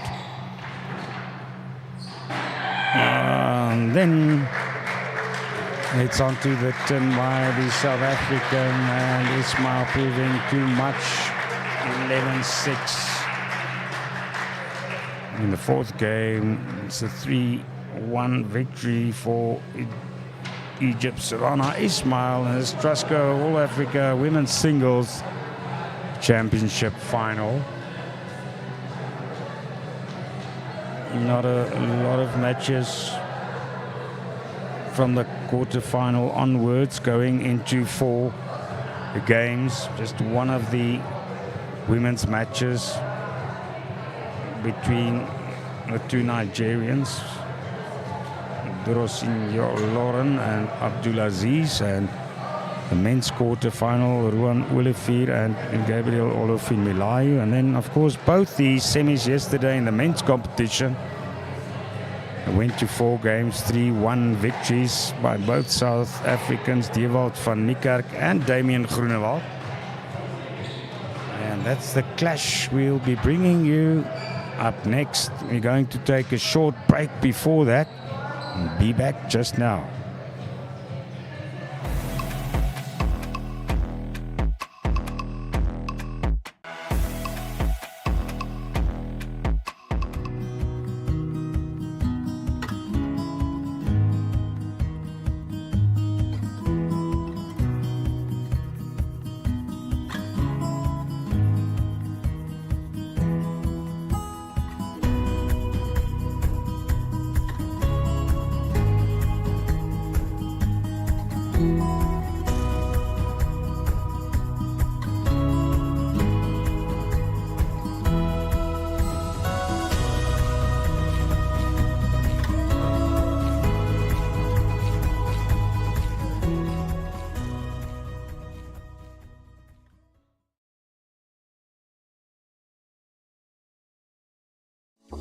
Taking flight has never been easier. Paratus is introducing Sky-Fi internet packages with speeds that will have you reaching for your seatbelts, starting from $500 Namibian excluding VAT per month, with speeds reaching up to 10 megabits per second. There's even a prepaid option where you can top up your Sky-Fi internet for just $15 Namibian per gigabyte. No contracts, no fuss. Visit your nearest Paratus branch to find out more. Or go to paratus.africa/Namibia to sign up online. Always prepared, Paratus.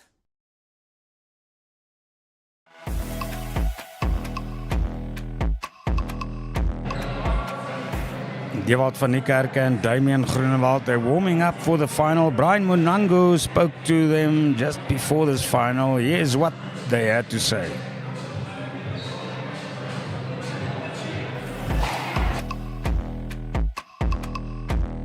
Okay, so we are joined by Dewald, who is taking part in the final here. Dewald van Niekerk, you had a tough match in the PSA. Of course, in the final, we did see against Nasser. You're back in the final, but against your compatriot from South Africa. Just tell us a bit about the excitement playing against them in the final. Yes, well, I'm very excited, as always. I'm always excited to be on the court. But it's super more exciting to play a fellow South African as well in the final. So it's good for us, good for the country, good for squash for us. So yeah, we're good friends as well, so yeah, I'm really excited to get on court and just give it everything. Okay, it's not the first time I've seen you play. You have a lot of endurance. What type of game do you expect from Damian going into the final? Yeah, Damian's also been working very hard physically, so I know it's going to be a physical match as well. Not in terms of dirty play, but just a long and good match. But yeah, I think he's going to come out as hard as he can. So yeah, I'm just going to come back stronger, and yeah, hopefully it goes my way. Okay, it's the tournament has been ongoing. You've been here for the PSA. Now you're here for the African Championship. But just tell me, throughout the time that you've been here so far, how have you been enjoying your games, and how have you been enjoying the level of competition at the squash tournaments here in Namibia? Yeah, it's been good. I'm happy to be back. I was here 2 years ago, where I also played the Namibian Open, but it was just a normal event, it wasn't PSA. But yeah, I've always enjoyed coming to Namibia and playing, because the people are also really nice. Courts are very good. So yeah, I've enjoyed every single moment I've been here. Okay, well, before I do let you leave, last question. After this, what's next for you? What's to look forward to in the squash fraternity? We leave tomorrow to Cape Town. We have a tournament there starting on Tuesday, which is a copper event, which is pretty big, my biggest event yet. And then I think 3 or 4 days after that, we go to Worlds in Hong Kong. So we're going to be there until the 17th of December. And then after that, I can officially have a rest. Okay, Dewald, well, good luck and have fun. Thank you, appreciate it.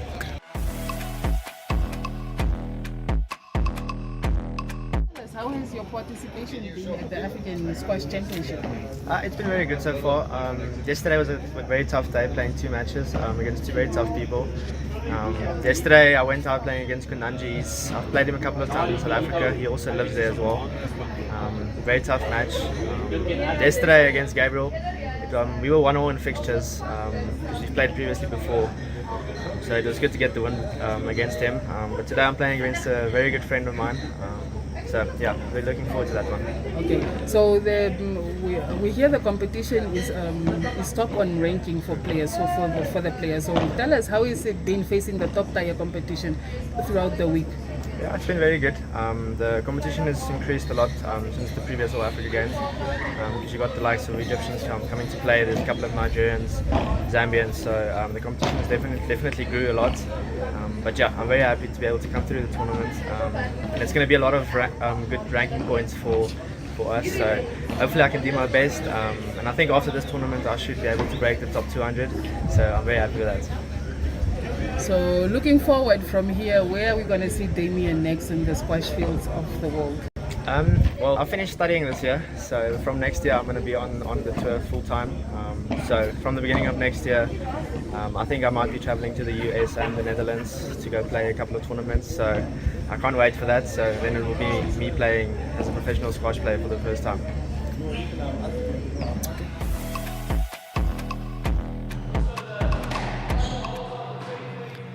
It's the referee, Stephen Berry. He's announcing the two players on court, and this is what a lot of these supporters have been waiting for. It's the two South Africans, Dewald van Niekerk and Damian Groenewald, taking each other on in this Trusco men's singles final. We're coming to you live from the Wanderers Squash Club in Windhoek. And referee asking for silence on the stands. All phones must be silent as well. And these two are going to go all out for this title, even though they're friends and training partners. What is in it between the two as they get action underway? You see Van Niekerk playing in the blue. He's a bit taller, 11 centimeters, that is 1.83 meters. Damian Groenewald, 1.7 meters tall, only 3 kilograms in it, weighing in closely. And then the age difference though, 6 years. Dewald van Niekerk, 27 years old. Damian fair, you won't see complaining to the referee in this one, we're sure. Longer rally, corkscrew back to the right. My Van Niekerk driving to the left, and then that shot to the corner by Groenewald hitting the tin. It's 1-1. Van Niekerk seeded first in this tournament, and Damian Groenewald fourth.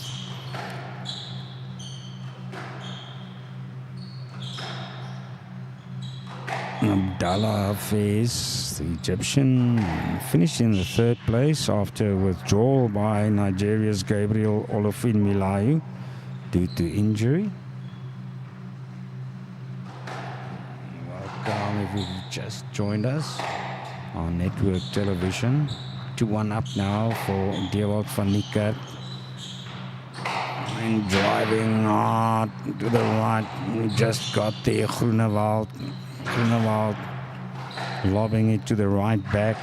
And driving on the right rail. Taking it cross court now. Groenewald slowing it down. A couple of shots on the left rail and cross court by Groenewald.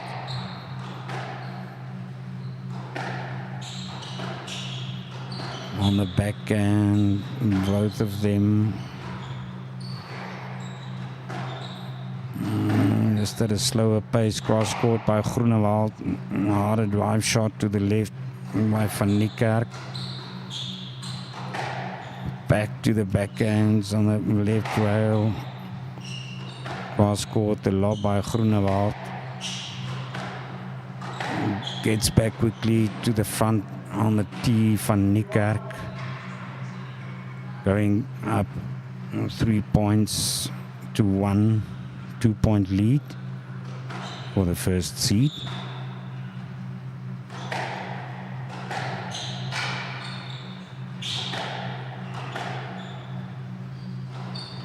Going cross court quicker, and then the corner shot to the right, not getting there. for Groenewald 4-1, 3-point lead, and then he volleys down to the right. It's the 10, and this time Van Niekerk up 5 points to 1. Pulling away from his countryman. Let's see. We're going to see that. Yes, he's back with a .25. Groenewald serving from the right. Error made by Van Niekerk.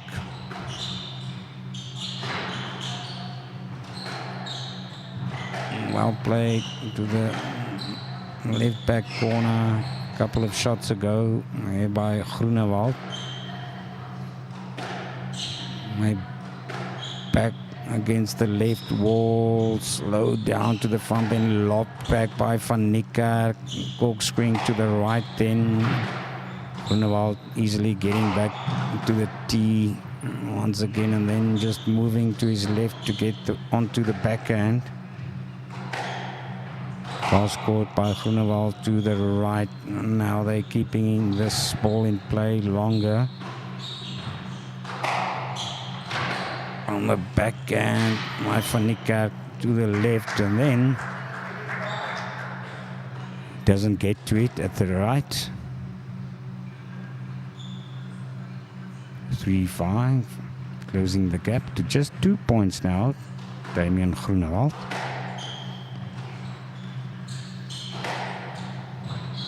Both of them chasing 300 points. That's up for grabs in this final. That'll be added for an update to the PSA ranking. And then first, a good drop shot to the right by Groenewald, easily fetched to the left by Van Niekerk. And then the driving volley, again hitting the tin for Groenewald, 6-3 up for Van Niekerk.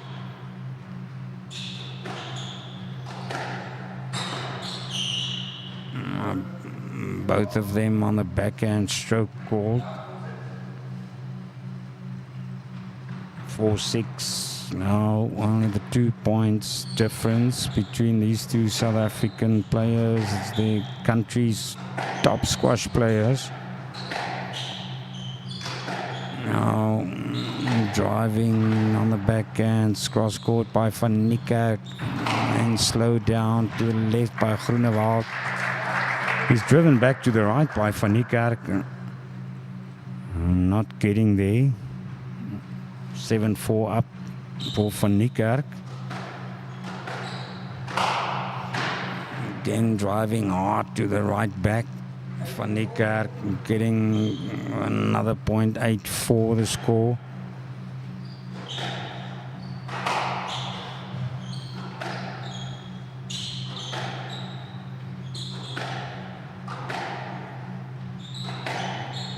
Well scored there from the left first by Groenewald, and then they're on the right in the alley, slow to the corner. Van Niekerk back, moving back to fetch at the left. Now they on the backhands,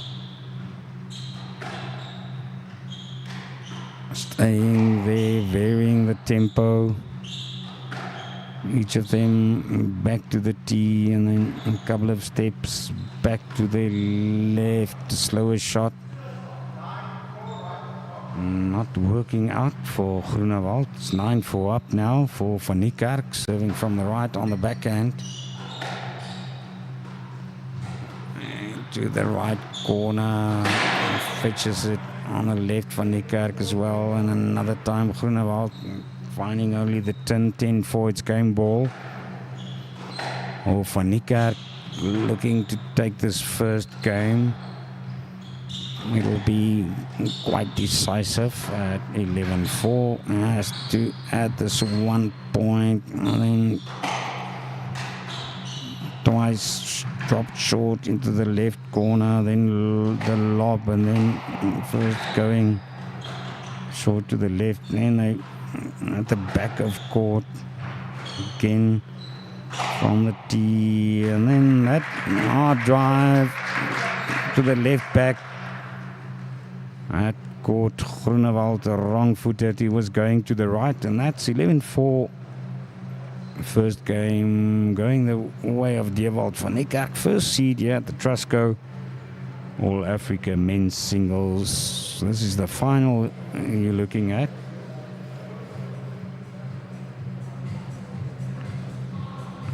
He has that experience, 6 years older than the younger Groenewald.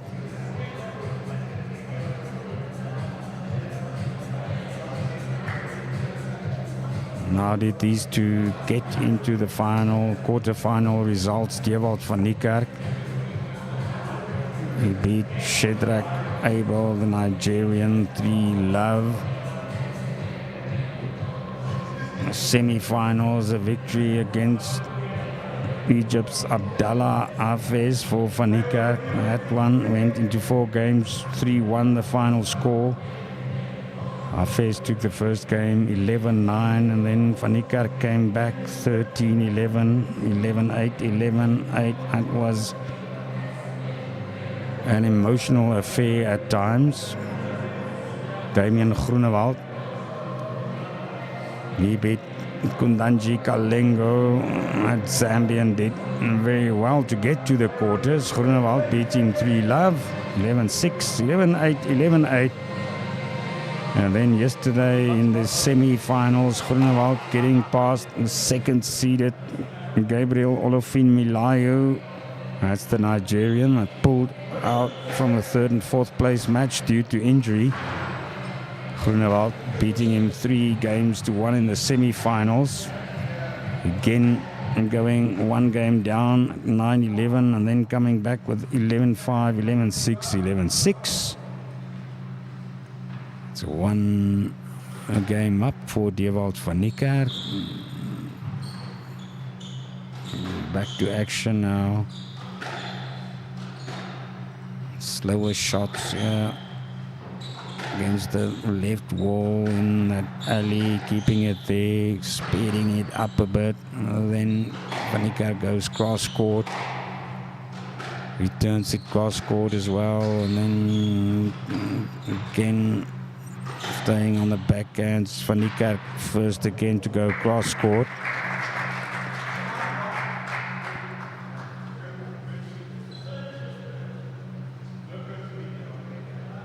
Now making a call there.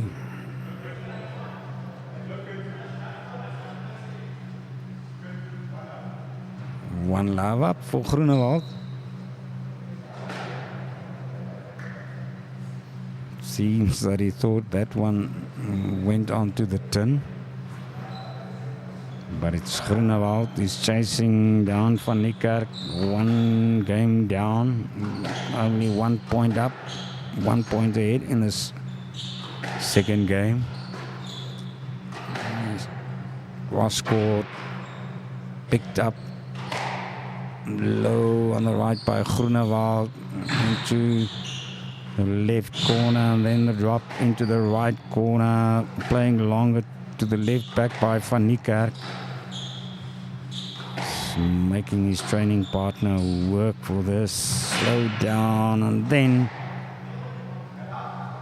a return shot too low onto the tin by Groenewald. It's 1 point all. Van Niekerk restarted.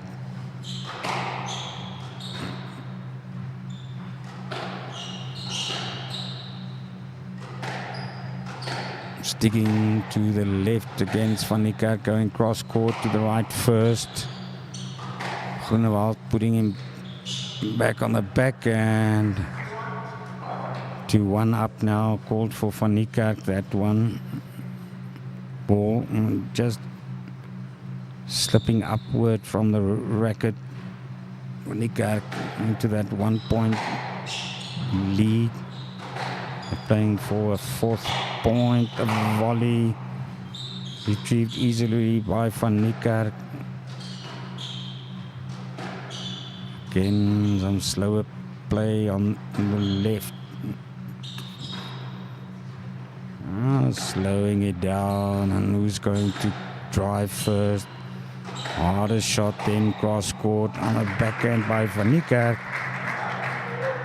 2-all Groenewald claiming that point.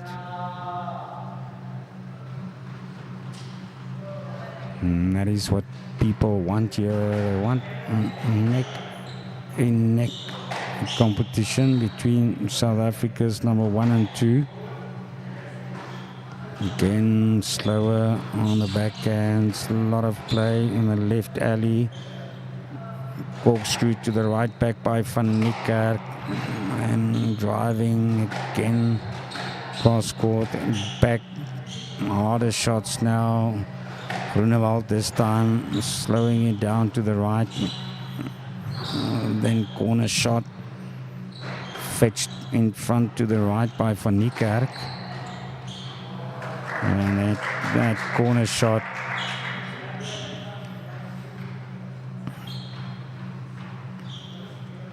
on the left into the corner, winning a point 3-2 up for Van Niekerk.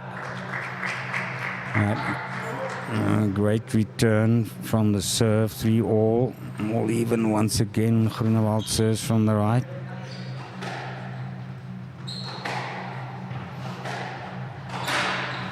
And then aiming too low, 4-3 up after that tin shot. Van Niekerk in the lead. Cross court, and then once again back in the left alley. Groenewald first kept it there and then took it long to the right back, just getting there, picking it up on the right. Slowing it down once again and then speeding it up on the left wall. Corkscrew to the right by Groenewald. Look at Van Niekerk just getting back to the tee, getting in front. This time he corkscrews to the left back. Again, but only one slower shot there before Groenewald takes it cross court. Van Niekerk now taking it to the right, corkscrewing back to the right. The volley picked up first, right at the back by Groenewald, and this time on the backhand was Van Niekerk finding the tin.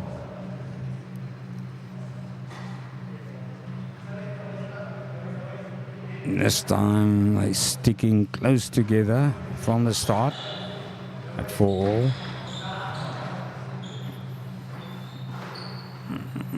Lovely slow down by Groenewald, dropped into the right corner. The return goes out by Groenewald, 5-4. Van Niekerk up 1 point once again.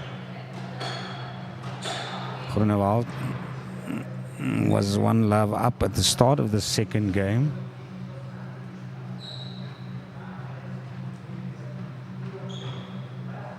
And replaying that point, an apology by Van Niekerk to Groenewald also. Back at it.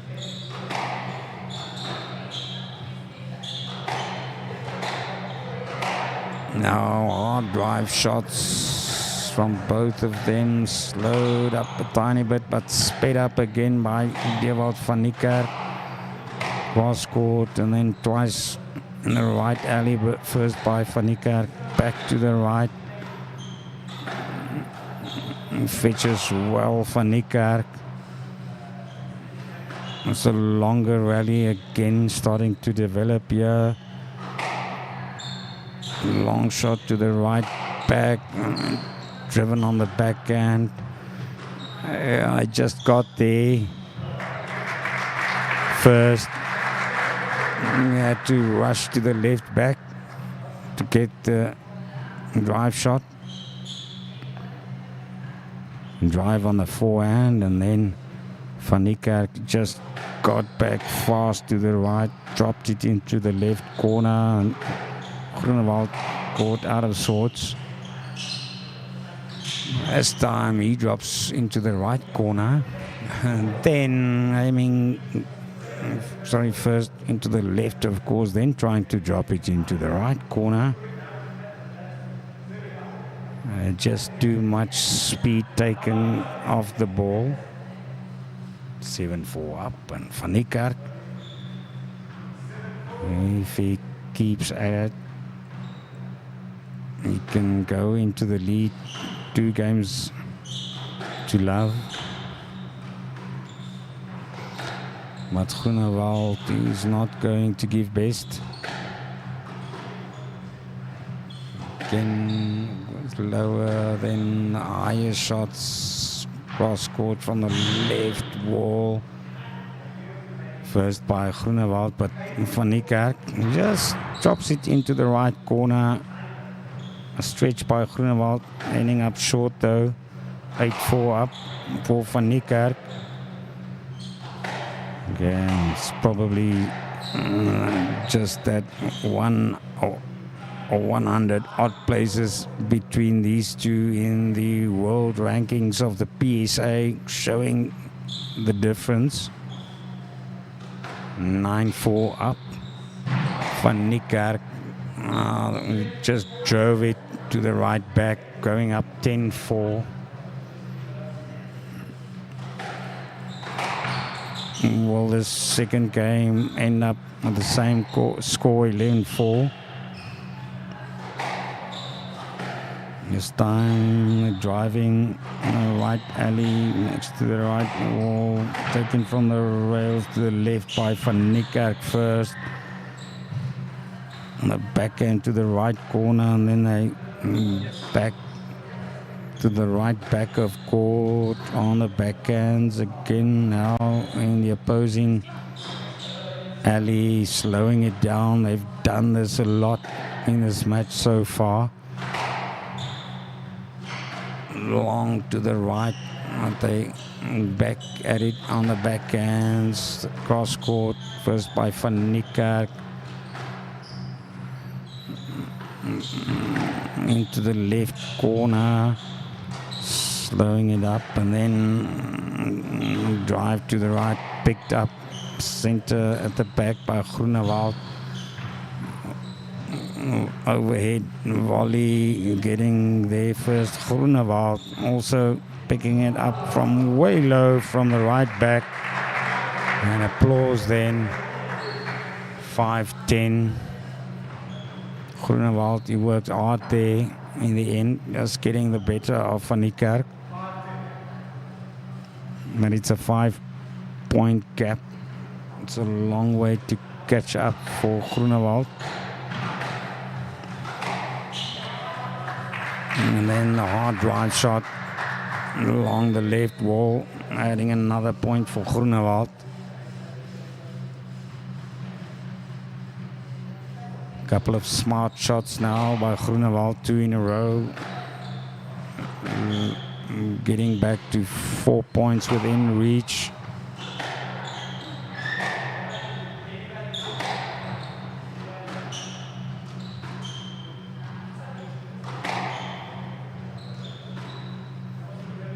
First driving, then lobbing on the left. Who's going to go cross court first, just slightly, and then dropped into the right corner. Loud applause for Groenewald, probably between these two, the underdog.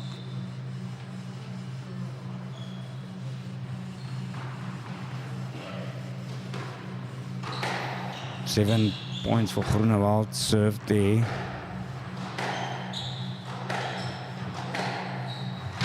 Came back from 4 points, adding 3 in a row.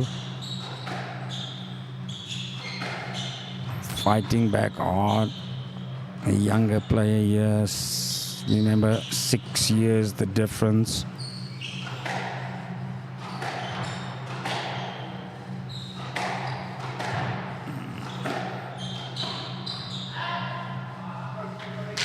Stroke goal. It's 11-7.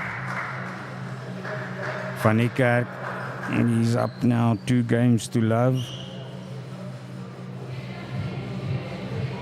And Groenewald maybe just got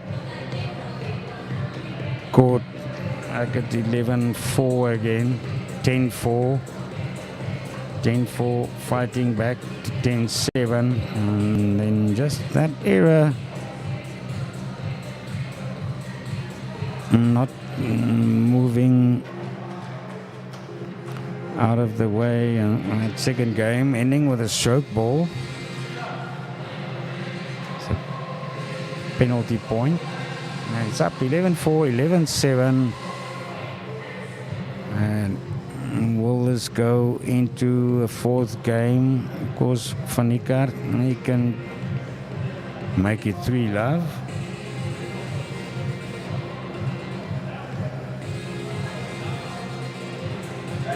You see some of the players from Africa, they've been here since last week. You see the Zambian colors. There's Blessing Mwati, the yellow shirt. Player from Zimbabwe.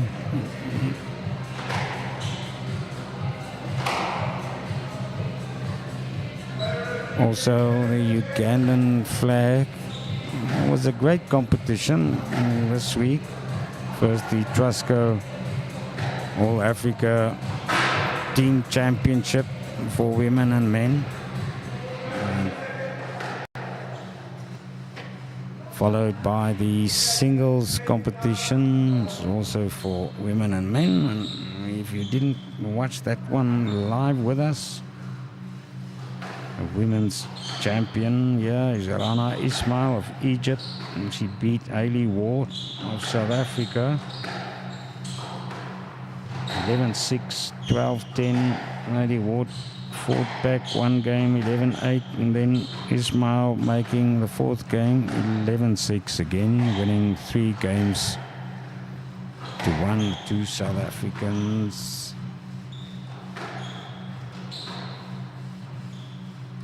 Again on the left rail in the alley. Cross court, slowing it down for Niekerk, and he gives applause, clapping on the racket, giving recognition to Groenewald. Followed that one up with a good drop shot. Again, like in the previous game, 1-love up for Groenewald. 4th seed in this tournament.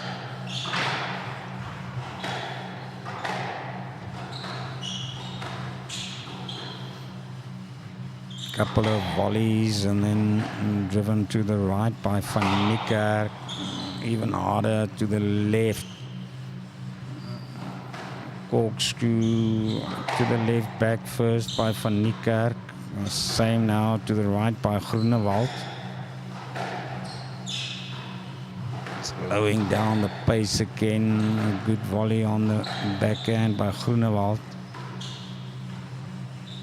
He fetches that corkscrew, replying.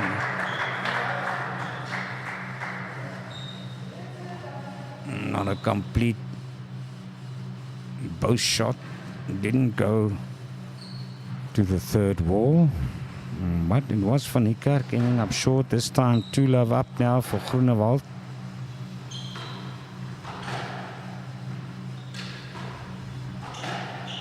Couple of lobs on the left. Lower by Van Niekerk. Shorter into the corner, and then the drive to the right back. Groenewald aimed back for the same corner in the left front. Ending up short. Went on to the turn, first point in the 3rd game for Dewald Van Niekerk. Serving at 1-2.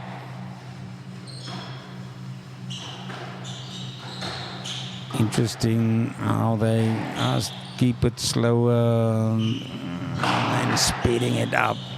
Good reflex volley from the backhand by Groenewald.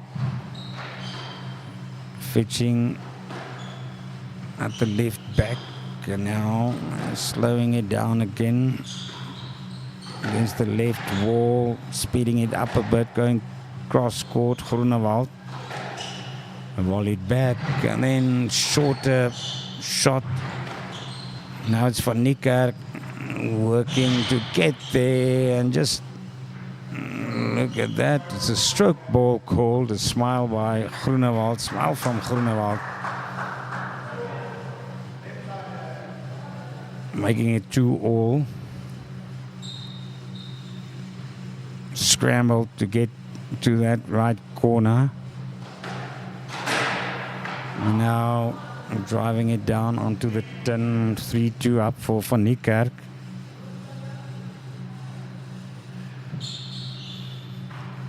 Van Niekerk, originally from Port Elizabeth, Kaberga. Damian Groenewald from Pretoria, still playing his squash there in Centurion as well. Goes up. Van Niekerk. Or was it a let? I didn't keep an eye on that. Again, they've often kept to this left wall on the rail, as they call it. And then long shot to the right back first by Groenewald. Keeping Van Niekerk there before switching it to the left. Driving it back first. Or going cross court, Groenewald.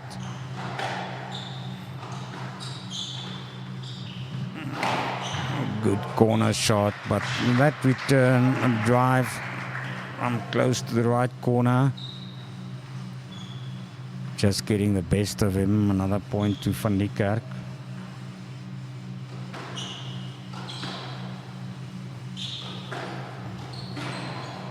Another error by Groenewald.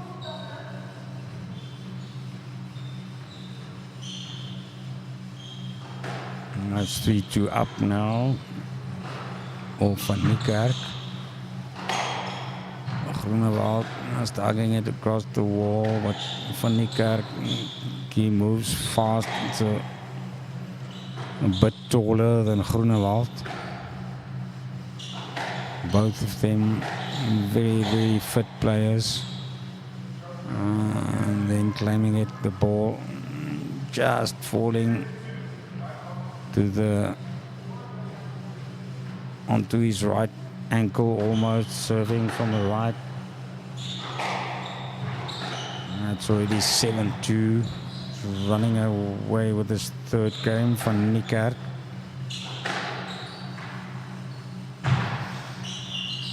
First dropped into the left corner, then taken overhead to the back by Van Niekerk. It just mixes it up very well.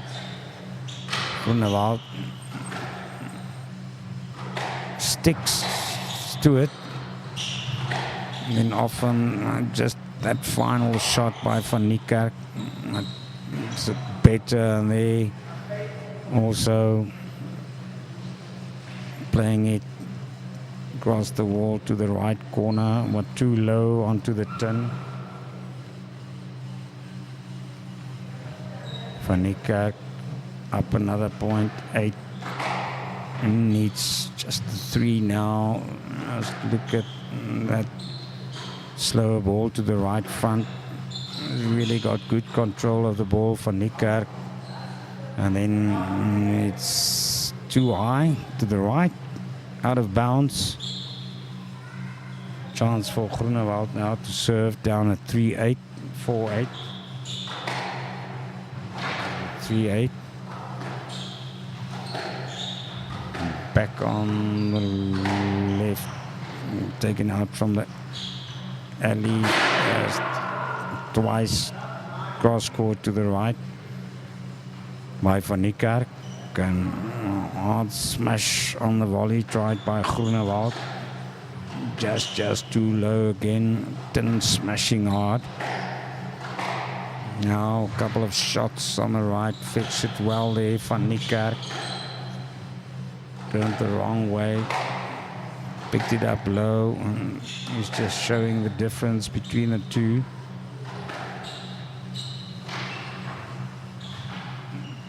Now dropped into the right corner, played longer to the back. 10 points. This is match ball. Match ball for Dewald van Niekerk, up at 10-3. Serving from the left on the front end. Driven to the left.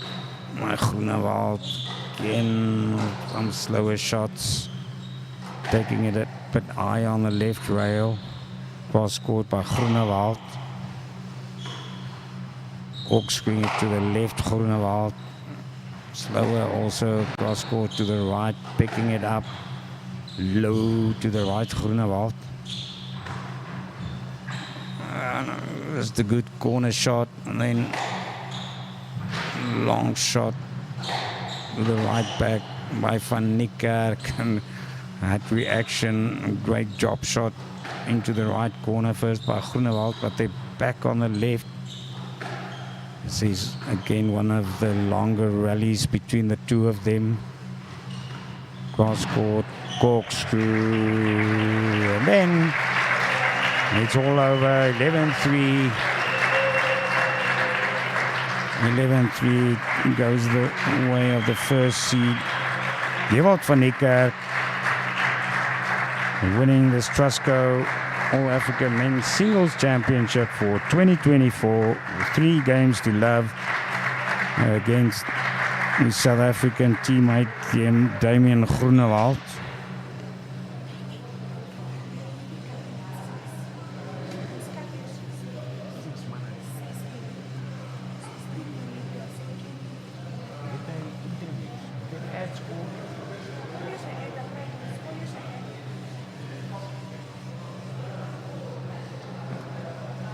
Players coming off court after this victory by Dewald van Niekerk. We're going to take a short break again. I have to catch my breath as well. We will be back with you shortly.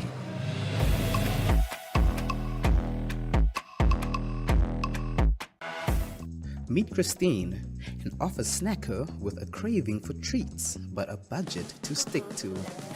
Fortunately, the Synergy chatbot has her covered. With just a few taps, Christine can find the latest specials on snacks, satisfying her cravings without breaking the bank. And then there's Brian, who's out on a date with the most beautiful girl in Britain. But even romance can't distract Brian from his love of sports updates. Luckily, the Synergy chatbot keeps him in the loop so he can stay connected while enjoying his evening. Finally, there's Henriette, who loves to stay informed with the latest news. Unlike other boomers, Henriette knows that she can conveniently access daily newspapers via the Synergy chatbot. Whether it's snacks, sports, or news, the Synergy chatbot has something for everyone. It all starts with a vision to create campaigns that connect and inspire. At Synergy, we blend creativity with strategy, crafting marketing solutions that resonate deeply with local audiences and beyond. From social media to media buying, our tailored approaches ensure your brand reaches the right people at the right time. We go beyond business, fostering connections, empowering communities, and driving real impact. Whether it's a local event or a national campaign, our work brings brands closer to the heart of Namibia. Our partnerships with leading platforms like Network Media Hub, NTV, and Print Media Hub ensure your brand has access to premium visibility across all channels. With Synergy's innovative tools from Network Innovation Hub, such as AfriWallet, eTicket, and the WhatsApp chatbot, we streamline customer engagement and transactions, making every interaction effortless. Together, we drive results and foster real connections. We are Synergy, more than marketing, more than strategy. Together, we build brands that inspire, connect, and create a lasting impact. So much more than just campaigns. Synergy, creativity that connects.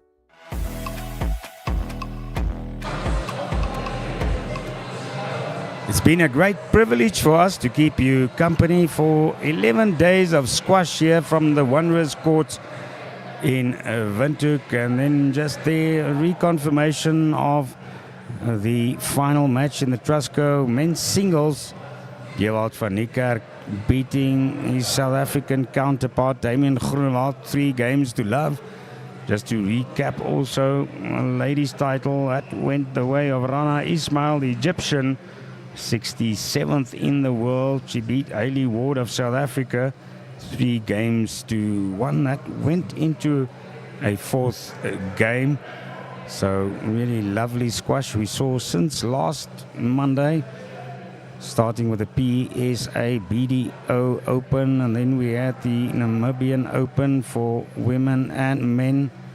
This week the teams competition. Congratulations once again to the women's and men's teams of Nigeria. Clean sweep for them. And then great squash in this Trustco All Africa singles finals. Sponsorship by Trustco towards this event, 80,000 Namibia dollars. 11 years now they've been supporting Namibian squash. And also a great thank you once again to Powerline Africa, making these broadcasts possible. And remember, network television on DSTV in Namibia, channel 285, channel 25 on GoTV. Tell your friends about it, bringing you a lot of live sports. And also thank you for supporting us at oneup2.com. You can always find the live action again, and also on YouTube on the page of Network Media. We wish you a blessed Saturday evening, a lovely Sunday. It's over and out from our side. It all began with ink on paper, a small but powerful voice that reached the homes of Namibians, sharing their stories, their triumphs, their struggles. As the world evolved, so did we. From the presses to your screens, keeping you connected to the news that matters, wherever you are. We didn't stop at digital. We brought the action to life on your screens, covering the moments that unite us all. We're not just a source of information. We're your partner in exploration, booking your stay, paying for your meals, and even sending your event tickets straight to your phone. Reaching over 1 million people daily, we are a fully integrated system, working together to make your life easier. Whether it's news, events, or everyday information, we've brought it all together. We're committed to empowering the next generation. Through partnerships and innovation, we're delivering education to every corner of Namibia. We've become so much more. More than news, more than information. We're here to help you enjoy everything Namibia has to offer. NTV, so much more than just television.